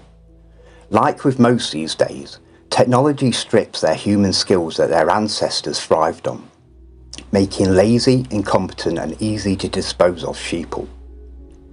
Even though I have chart plotters and other tech aboard like radar, I understand that technology is a lot of the time unreliable. But the captain's old school. A simple compass or a clear view of the sun or stars is all I need to navigate this world around us. Added with new and old charts, more reliable tech like my autopilot, radar, plus knowing all the sea shanties, I'm in my element. I've translated Monty's 1587 map in its entirety from ancient Italian to English. Now, do I believe that Monty pictured the exterior lands and their coastlines in perfect detail? No. Not only have these lands been decimated during the Little Ice Age, but you'll see these lands were relatively unknown in Monty's timeline, the people pre-reset to us. This was the edge of the known world in this time frame. The most important job of any marine chart is to inform how to travel from land to land. Routes, ports, tides, dangers along the path, that kind of thing. North is to our world's centre in all directions. South is pointing outwards in all directions parallel to north. Right when facing north is east, and left when facing north is west. For example, to travel to Galicia, one of the exterior landmasses, I'd go to the middle of Galicia, and pictured by Monty, and point direct north. Leads me to what's now called South Mexico, around these ports. On this site, it shows me what landmasses were called as far back as 1550, depending on the date that you enter down here. As you can see, modern day Mexico. Change the date to Monty's time of 1587, there were 3 kingdoms, one being New Galicia. The only slight spelling difference due to the Monty being in ancient Italian and the other being in English. You would head south from mainland New Galicia to travel to Galicia, the continent, from any of the many ports that Monty pictured along New Galicia. By 1787, the Americas had been claimed, but New Galicia still remained. Plus, Rupert got his little bit as well. Between 1882 and 83, New Galicia was renamed Jalisco, and its history hidden and rewritten. But there's still loads of ancient and old world buildings still remaining in this area. Now, I can do this all the way around this map, and it lines up perfectly with the new one too. I want to give you a quick walk around on the inner lands as well as the outer, as this map's a key to understanding the bigger picture and answers hundreds of questions. We'll start in the middle. Other than the new chart that I'll be using to navigate out of here, like all maps, they're presented upside down. So let's turn this G the correct way round. The North Pole, the Arctic, Hyperborea, Rupus nigra, Samiru, the Garden of Eden. It's been called a lot of names over the years. My human ancestors called it Asgard. This G in the middle at 90 degrees, in cartography, this G basically means the destination. And even though we can't see what's under the destination marker, it's always the same in old world cartography. The Magnetic Mountain, Mount Meru, Black Rock, Mount Sinai, the Holy Mountain. Again, this mountain's got many names. And the reason why it looks so familiar, the cult have pushed this imagery on you all of your life, hidden in plain sight. The power source of us and this world. 4 islands separated by 4 rivers, one always charted having 7 heads. The original Euphrates River. The mountain described like a heart, drawing the oceans in and pushing it back out, causing the tides and the world's oceans currents, feeding a balance of warm water around our world's oceans. Like any plasma source, each side of Hyperborea we have the anode island and the cathode island. The cathode, the positive, life-giving, magnet pole and deep green island. The anode, the negative, life-taking, pole of the magnet Husiarka. Now, I can't actually translate what Husiarka means, maybe one of you know, but just breaking down that word, arca, magnetic, maybe there's a connection there, I'm not too sure. The anode and cathode islands have been shown in many other old world cartography, showing an understanding of this world up until our recent timeline. The ancients and old world civilizations knew all this and incorporated it into everything.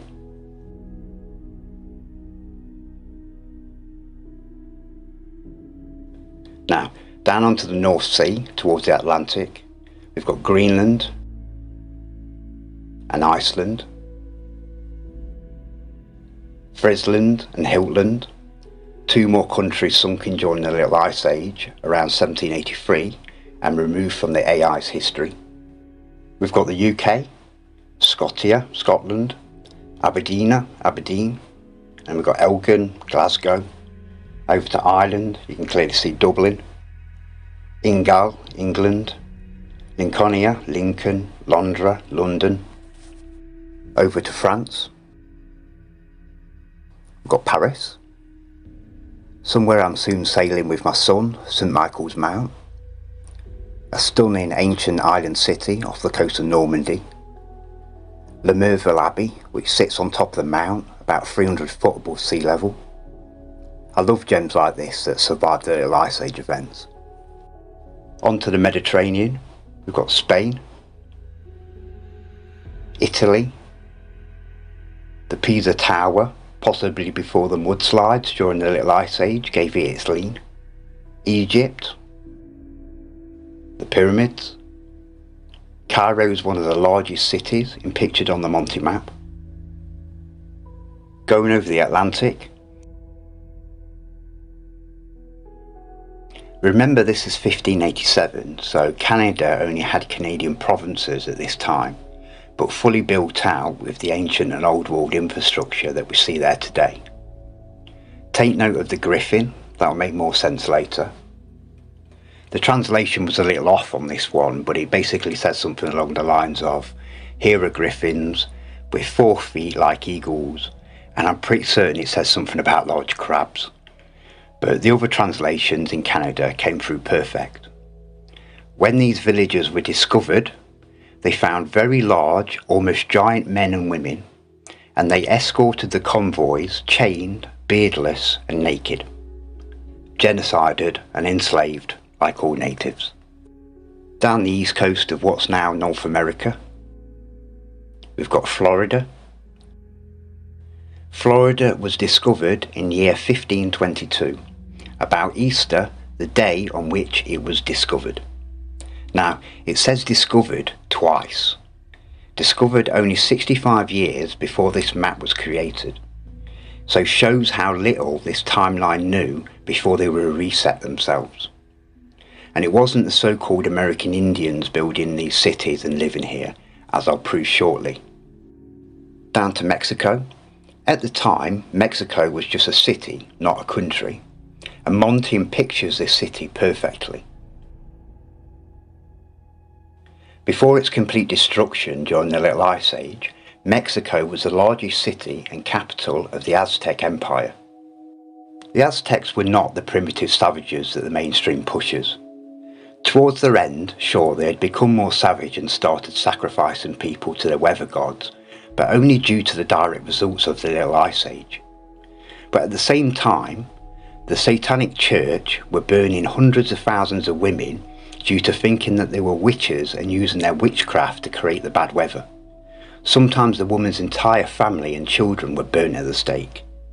So were these Aztecs any more stupidly despicable as the rest of the so-called civilized Christian world at the time? But once the sea ice melted, the Aztecs were given their Christian genocide and colonised immediately. Over to the west coast of America. Anyone that knows their geography knows this looks odd. This well-known and documented country called California was amongst the largest land to be lost during the catastrophic destruction of this area during the Little Ice Age. And as you can see, we've got modern-day California where it is today. And just up, we've got San Francisco as expected, with active volcanoes that blow about 20 years later. This entire area, 4 times the size of Europe, first flooded into its own continent, then snapped off into the ocean around 1630. It's where Americans get their myths that one day California will snap off and sink into the Pacific Ocean. It's not that modern California will fall into the ocean, it's that California, the country, did fall into the ocean. It's like Chinese whispers from your ancestors. And bear in mind that the mainstream narrative says that San Francisco was found in 1776 and named in 1847. But here it is, in 1587, named San Francisco 300 years before the fake mainstream narrative supposedly even named it.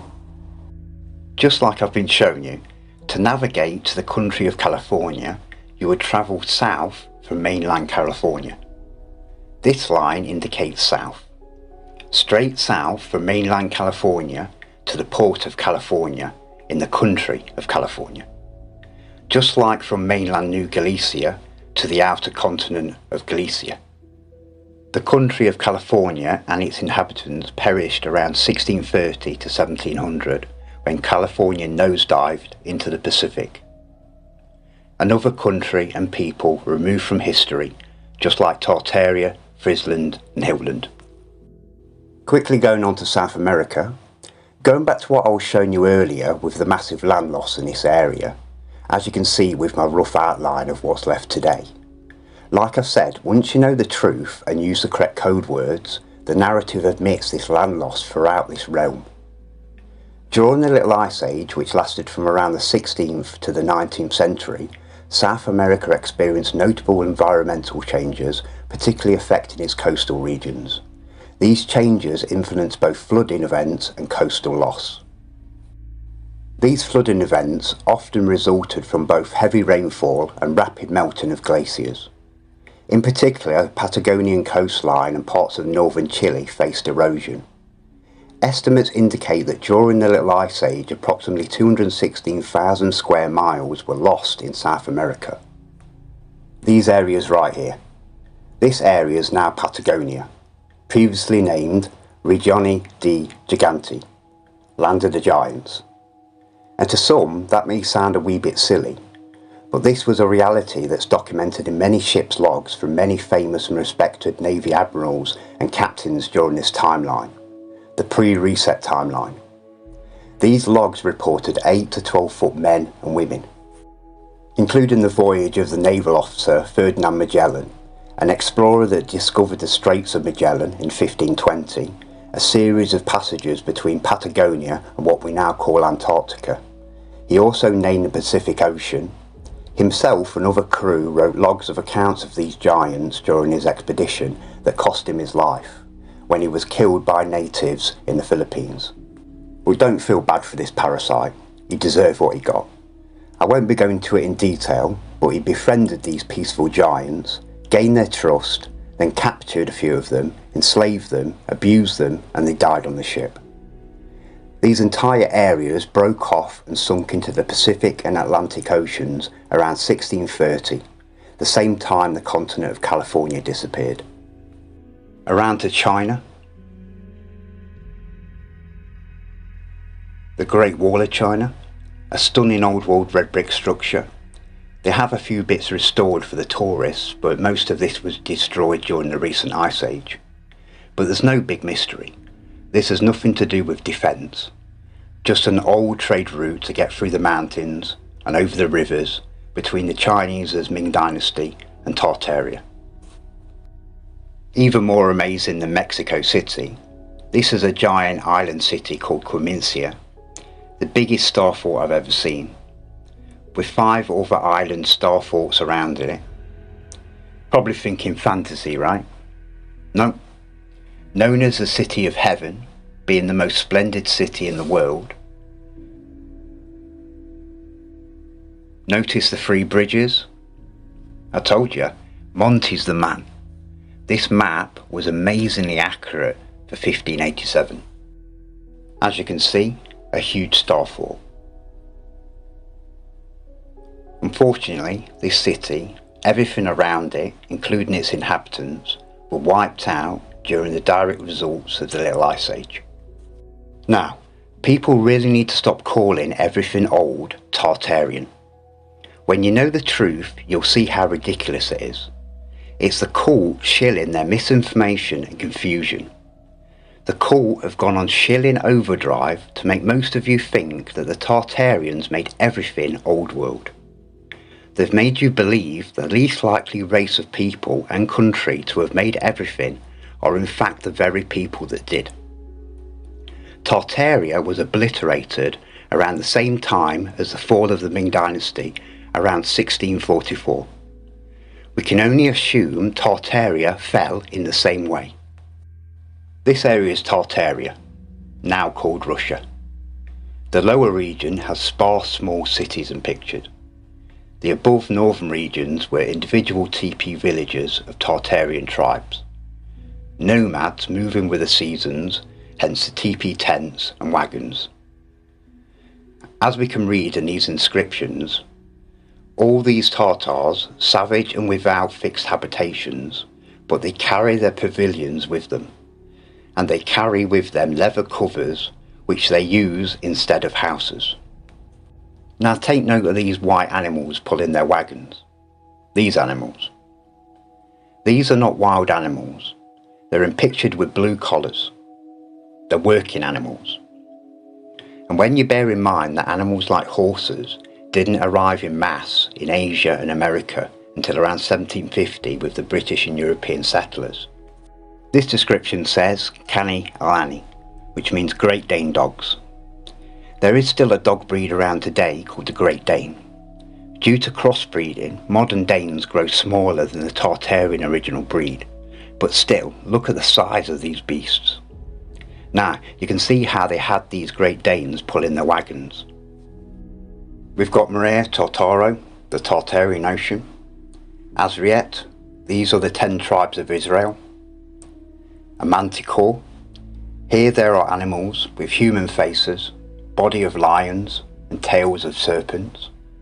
I'm guessing this is a womanticore, or this guy's just got bitch tits. When Monty in pictures or talks about these creatures, it's because they're real. When he shows a unicorn, he means a unicorn. When he shows a cyclops, he means the cyclops. When he shows birds flying with elephants, it's because they've seen a bird flying with an elephant. And this bird was called Rock. Going from what we know is Tartaria onto what is now called Alaska. Remember, when the country of California took a nosedive into the Pacific Ocean, it took half of what's now Alaska with it. This area in 1587 were called the Ananian Province and the Quiveria Province. Notice another griffin, like in Canada and Tartaria, a real creature of course, and the crest of both Tartaria and China, including the Ming Dynasty. Here it says, in what's modern day Alaska, this tribe who are in the countryside of Anilio in Tartary. This land is a region of Tartaria. Like countries of today, some claim rights to lands that are not attached to their own. Also take note of the same Tartarian teepee villages, tribes and the same Great Dane dogs. Small built-out cities in the lower southern regions, just like in Tartaria, and the multiple ports in the western regions of what's now Alaska, crossing over to the Ming Dynasty's City of Heaven. After the fall of the Ming Dynasty and Tartaria, the surviving Tartarians had to migrate south into Canada and what will become North America. For an unknown reason, the cult removed Tartaria and the Tartarians from their history books and renamed them the Native American Indians. The Tartarians are not native to these lands. The Tartarians are not American. They were on this land before America was claimed and named. And the Tartarians are not Indians. These are Indians, from India. The Tartarians are of Oriental descent, but their own unique species of human. While they kept their ancient native traditions of living naturally in teepee villages, wise and knowledgeable, a fresh start in a new world. With still no horses on the land, and scientific proof that the first dogs of America came from Asia and Tartaria, due to the lack of resources and major famines worldwide at this time, the old ways of the Great Danes had to adapt. The Tartarian survivors prospered on this fully built out land like you see all over Canada and America, but still chose to live how they always have. Naturally. Beautifully. Going back to the inscriptions in Tartaria, Avriet, these are the 10 tribes of Israel. Now this is not Israel, the country of today, but look who it admits are one of the tribes of Israel. The American Indians, who we now know are the Tartarians, hence why this inscription was written in Tartaria. But this list of tribe names doesn't mention the Tartarians, only by their newly AI written name, the Native American Indians. Unfortunately for the Tartarians, the sea ice melted and allowed settlers to spew in, and Christianity caught with them. Over the next 100 years, the remaining adult Tartarians were genocided of up to 100 million, and the AI wrote a new history for the now Native American Indians. I think the correct term is cultural genocide, indoctrinated through forced Christian schooling. Tartaria, like many other countries like California, Friesland and Hilton, were destroyed by the Little Ice Age, the last great reset, and removed from history. The way Tartaria was rediscovered during our timeline was through old world maps. Now, most infatuate on when Tartaria was removed from maps and what must have happened to them, which I've now explained. But no one seems to ask, when did Tartaria start appearing on maps? And the answer to that is 1292. It was around this date that the country of Tartaria was formed, and that same country was destroyed around 1644. The Grand Tartaria that built everything everywhere, every building in every country, were around for 352 years, start to finish, and lived in teepees the entire time. They still do. The name Tartaria did not exist before the late 1200s. Before anyone starts rambling, it was the peoples that lived there before that built everything everywhere. My point exactly. They were not called the Tartarians, so why are most calling everything old world Tartarian?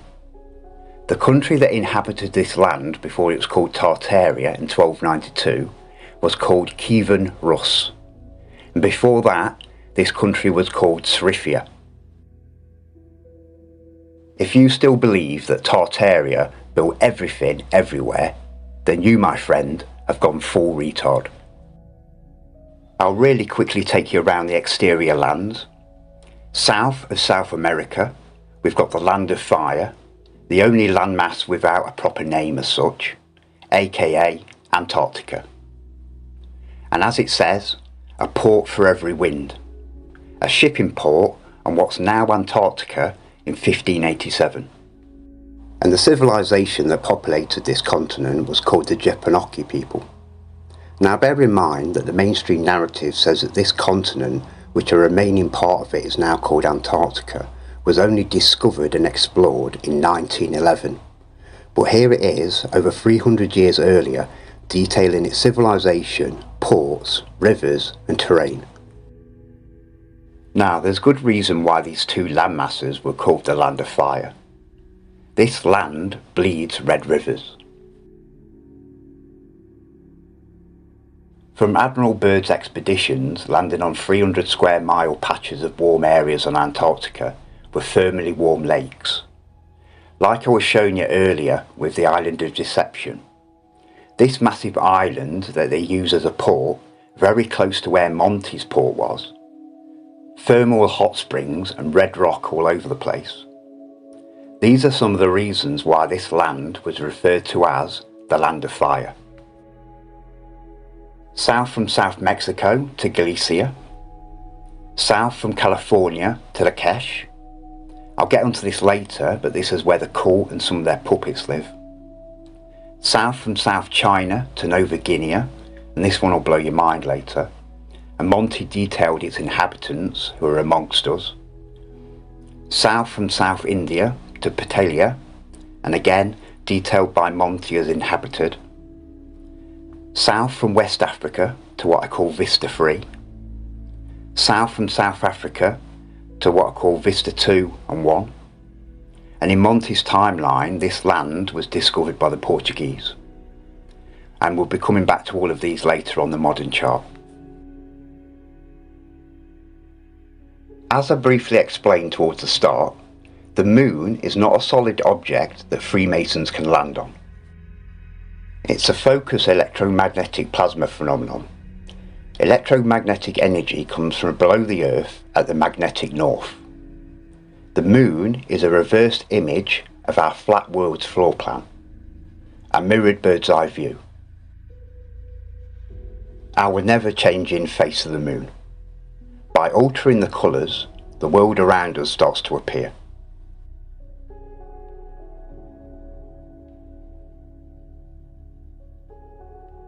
And I'll refer to this as the political map.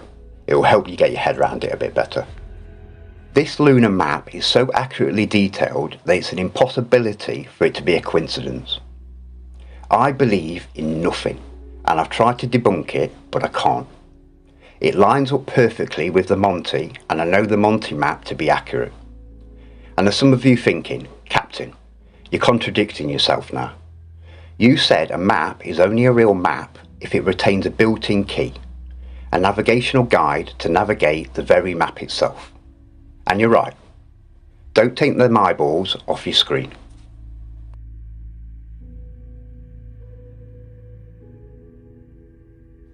Perfection. There's the key. The Monty chart is amazingly accurate for its day.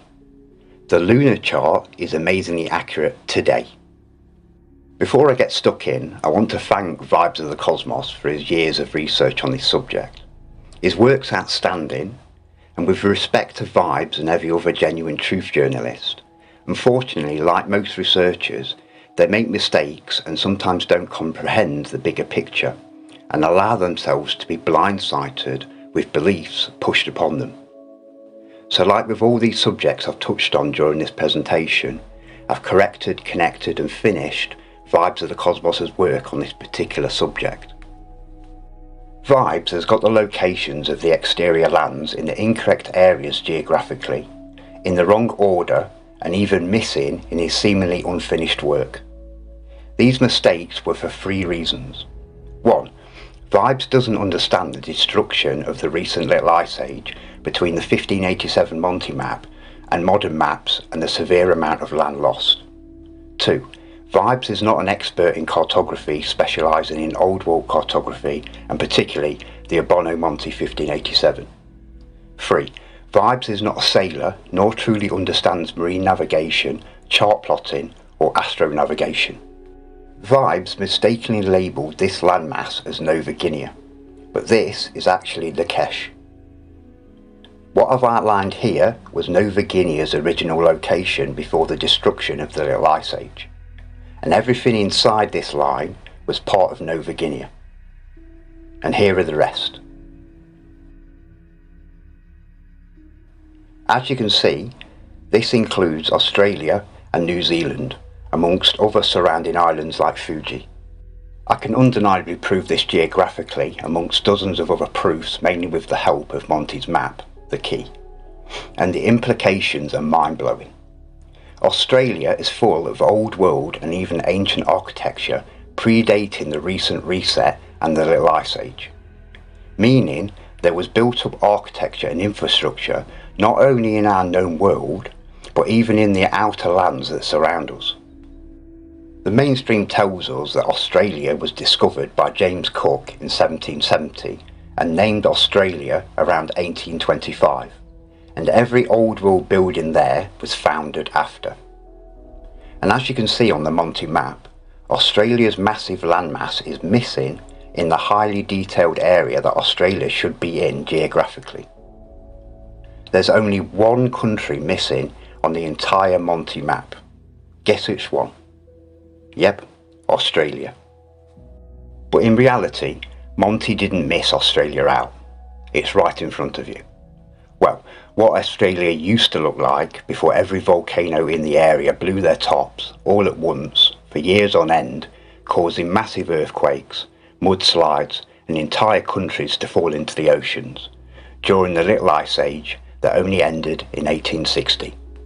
Now, let me give you one of the undeniable proofs, then I'll get onto a few of the more interesting proofs out of the dozens that I've collected.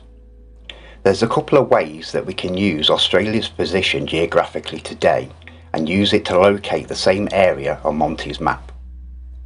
The tropical zodiac is a system that divides the sky into 12 equal parts, each corresponding to a zodiac sign.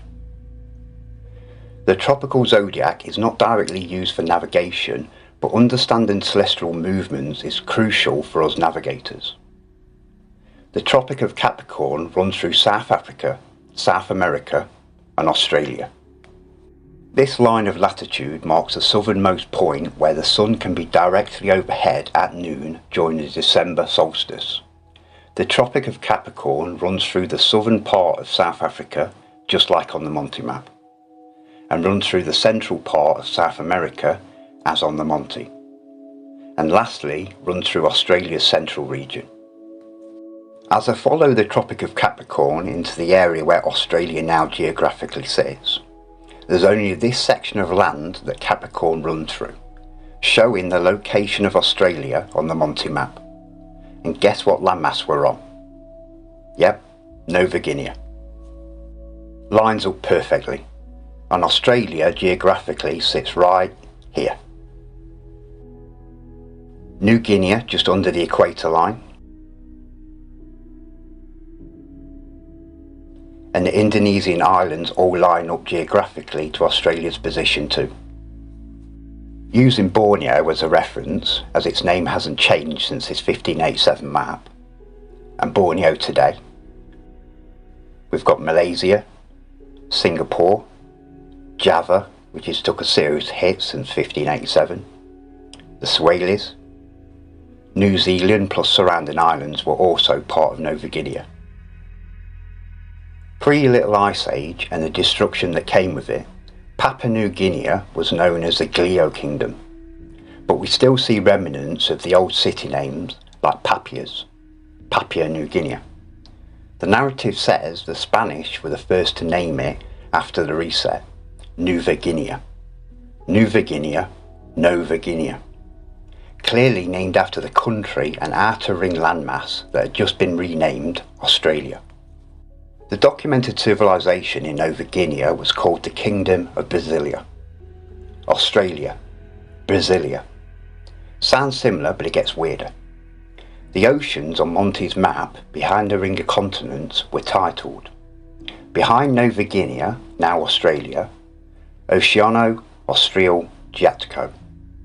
Altogether, it just translates to Southern Ocean, but if we take the word as it was written and said at the time, Austral, the V's in ancient Italian were pronounced as a U in modern Italian, so it's Austral, Australia. Now, is it a coincidence that the newly named Australia can be made up from the same name of its previous kingdom, Brasilia, and its ocean, Austral? Plus, when you add Nueva Guinea, Nova Guinea, New Guinea, that's the old country, its kingdom, and ocean's name hidden inside the new names. Obviously not a coincidence, as I've already proven this is Australia geographically. Discovered in 1770, my hairy Scottish arse was it. I could keep doing this with the name links, but I want to show you the people of the Kingdom of Brasilia. There's multiple descriptions of the inhabitants of Nova Guinea on Monty's map. The photos I'm showing are of the now called Australian Aboriginals, New Zealand Maoris and the New Guinean peoples. These peoples are of the same race just different tribes and separated by the destruction of the Little Ice Age. In these countries which are not yet well known, men go naked and among them. The oldest perform the office of kings, who however govern in the manner of a republic, seeing in all manner of a barbarian, without any policy in this. The inhabitants of this country do not want the trade of strangers, or their friendship, and this is forbidden by their kings under the greatest pains and a gift for idlers, meaning come ashore and we'll kill you and eat you. During any of the expeditions, if I anchor up offshore and this lot come running down the beach, or this guy pops out of his house with his dear old mum, I'm out of there.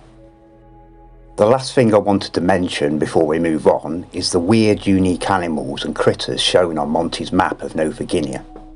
Now don't get me wrong, there's unusual critters all over Monty's exterior lands, but Australia is often regarded as the land of unique wildlife and having the most extraordinary and rare species on Earth. Let's have a quick look at what happened to the survivors of the Brasilia Kingdom after the Little Ice Age and British and Europeans founded it once more, blessing its natives with their Christianity. 95% of the native Nova Guinean people were genocided, raped and enslaved during massacres that sickened me during my proof gathering for this documentary, and I won't be repeating any of it. What I found pained my body and soul. Especially this Jumanji looking piece of shit. If there's a jaw I'd like to break, it's his. I'd like to see him smirk then. Evil bastard. And where did they take them? Probably to dig out all the mud flood in North America, then dig their own graves. The most mind-blowing thing about Nova Guinea, what we now know is Australia and New Zealand, is this outer ring landmass that's meant to be part of the great imaginary ice wall had fully built out cities and infrastructure pre-reset, pre the Little Ice Age. The same infrastructure we see all over Australia today. And as this part of the ring of land around us was built out and was inhabited by its builders in the past, it's only logical to expect all of these land masses to be built out with infrastructure. I've known this for a while and it still blows my mind to think about the possibilities. Let me show you how they hide these lands from you. These are the marine traffic paths. These are the flight paths. These lands are hidden to us on their modern distorted maps, but visible on the lunar chart, Monty map plus other old world maps. As you can see, both marine and flight traffic misses these hidden lands with perfection, and gives more accurate flight plan times than their own distorted map and their flat earth fake map. Back down to Antarctica. This is what Antarctica is, this tiny little turd. A small island off South America. Like I've said, close to its mainstream narrative, but the main lie is its size. It's not continent number 7, it's a small island, a remnant of the Land of Fire. That dot right there, that's the Ross Ice Shelf, also known as the Ice Wall. Scary, right? How are we going to get over it? How are we going to get around it? We must be trapped. In your minds, maybe. You've been brainwashed into believing in an ice wall with zero evidence of its existence whatsoever. When millions of people woke up to the realisation that we don't live on a globe, the cult knew that our next step was to go look for ourselves. So they conditioned everyone to believe in their ice wall that traps you in your mind like their globe used to.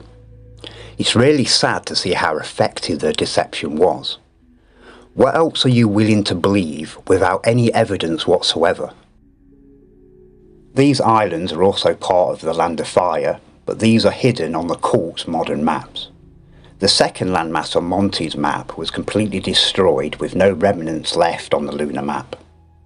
Once our current and coming ice age are complete, there'll be nothing left down here. Galicia was decimated too. On the lunar map there's a faint line in between these landmasses. I wish I could give you more than my scribbles over Vibes' map, but I'm not a very technical man. If you do have the technical skills to create a similar type map like Vibes' map, but with my corrections to it, obviously I'd pay you for your services, please get in touch. So Galicia is about the same size as Canada, America and Mexico combined. Look at the size of Lakesh. The fact that they give us Australia but not this and go to the extreme lengths to hide it from us, I'm guessing this is a landmass that the cult inhabit for themselves.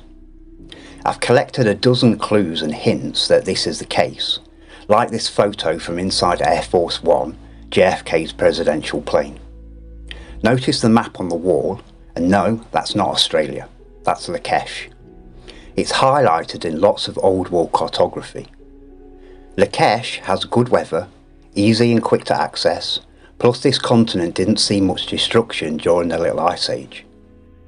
We've already been quickly over Nova Guinea, aka Australia, New Zealand and surrounding islands, but still, look at all this land south of Australia. On to Petilia. This was completely missing off Vibe's map locations. The creepy thing is, in 1587 this continent was inhabited by a civilization of people described in Monty's map. And bear in mind he was correct about the Nova Guinea people, so chances are he's right about the Petilia peoples too. Less known, but this is what I've got. In these countries it's not allowed for foreigners to live there, and everyone goes naked, so we're seeing a trend, and is very white. Very white to me sounds odd, coming from white Caucasians. During my research I did find a fair few photos of New Guinean people painting themselves white, and they did this to scare off peoples and other tribes. Or maybe they were just pale skinned. On to what I call Vista 3. Remember on the Monty, all three of these continents were called Vista or Land of Vista, implying that there's some type of connection that I've never been able to connect. Maybe one of you can. But look at the size of this landmass.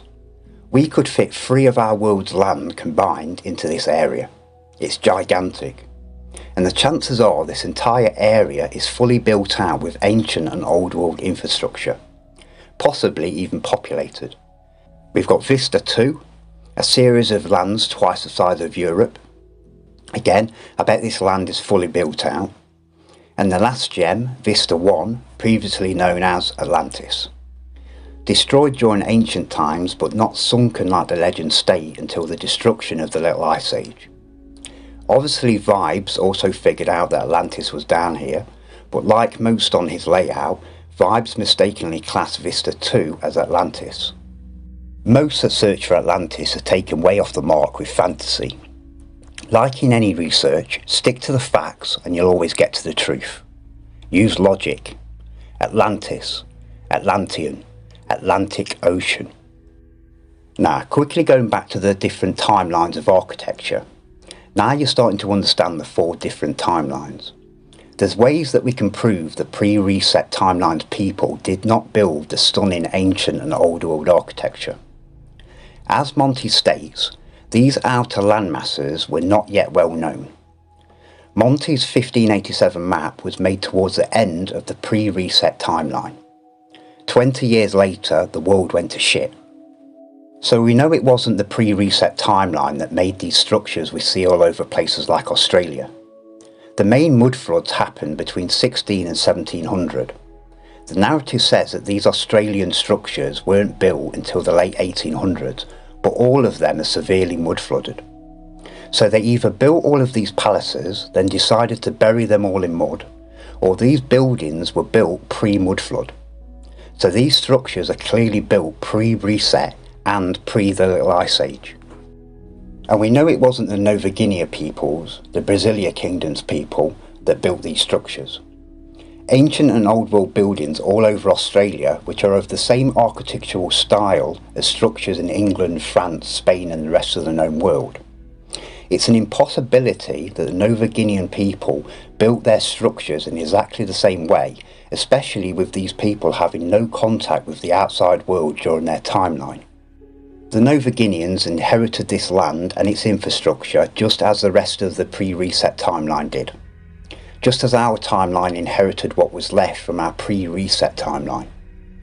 These buildings were created by the ancient and old world timelines people before their own demise. Clearly the ancient and old world timelines people inhabited all lands, including the outer ring of landmasses that surround us. Monty's time, the people pre-reset to us, obviously had a higher knowledge about our world compared to our dumbed down timeline. Humanity has never been this stupid. Right, before the ice wall lovers start pointing around the lunar edge and screaming ice wall, let me show you a crappy experiment I did. This black piece of paper represents our world. Everything we see on the Monty and lunar maps. All around our known world I've placed other charts representing other landmasses beyond. I've got a round mirror. This represents our moon's reflection. It's in no way to scale, but that doesn't matter, you'll get the point. The camera represents our perspective looking up at the moon. And as I rotate the moon around our world, this is a reflection, our perspective.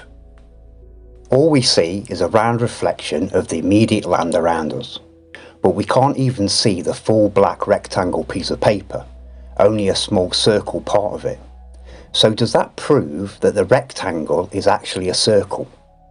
No, because we can step back and we know 100% that there's more than the little circle that we can see from ground level. My logical mind only gives two possibilities.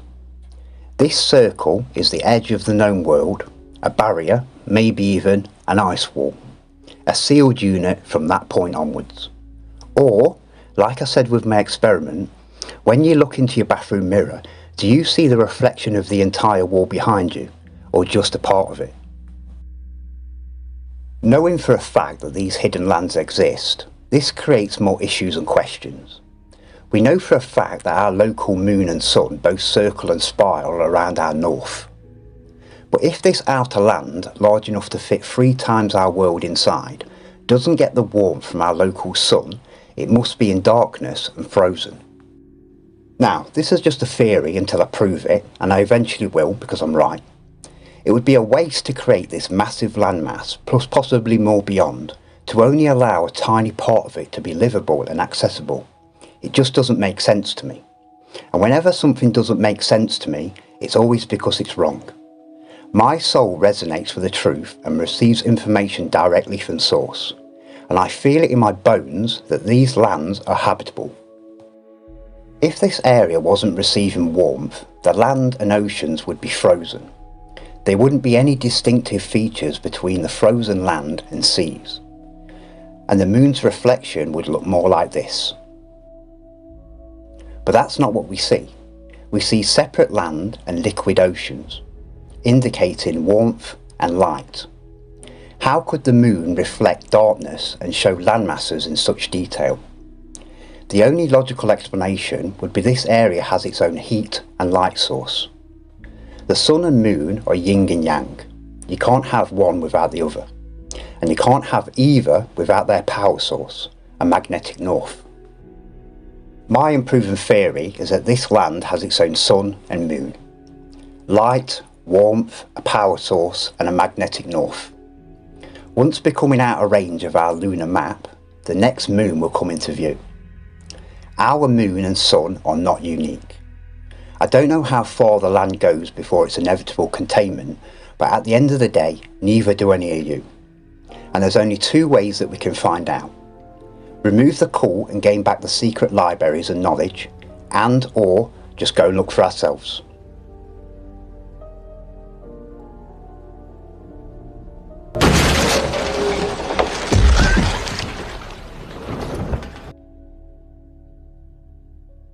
I need help from truth seekers and content creators to help push the information on this documentary, to put truth research back on the right path. I don't expect channels to repost it, as the truth is against YouTube's community guidelines and you'll only have your channel deleted over it. But you can give 10 seconds of your time to promote and show your followers where to find this documentary. I've posted it on 17 different social medias and made its own webpage. The key to taking your freedom and world back isn't through violence, or voting, or standing outside waving a cardboard sign. As their AI stated, the truth threatens their power. The truth will set you all free. Knowledge ascends to enlightenment and a higher vibration. In this documentary, you've seen a glimpse of the power of frequency and vibration. When the veil's lifted and the curtain's drawn, they lose the psychological power they have over the masses, and we can purge these parasites from our world for good. We are the ones with the true power. We can manifest a better world. I'm offering to take 11 brave enlightened souls for the first expedition over 2 vessels. I will show you all the reality of the world around you, and there's nothing the cult can do to stop me. I need a second captain for Saorsa 2, a 40-foot steel-hulled, cutter-rigged sailing yacht. No details of the expedition will be given until you've been selected as crew. For the first voyage, I ask for no females, no one under the age of 25, no one with children under the age of 18, and no one over the age of 60. And I mean no disrespect. I will protect my crew and we will return safely, but sailing into undetailed, uncharted and unknown waters has its dangers, and I don't need the listed above clouding my job as captain.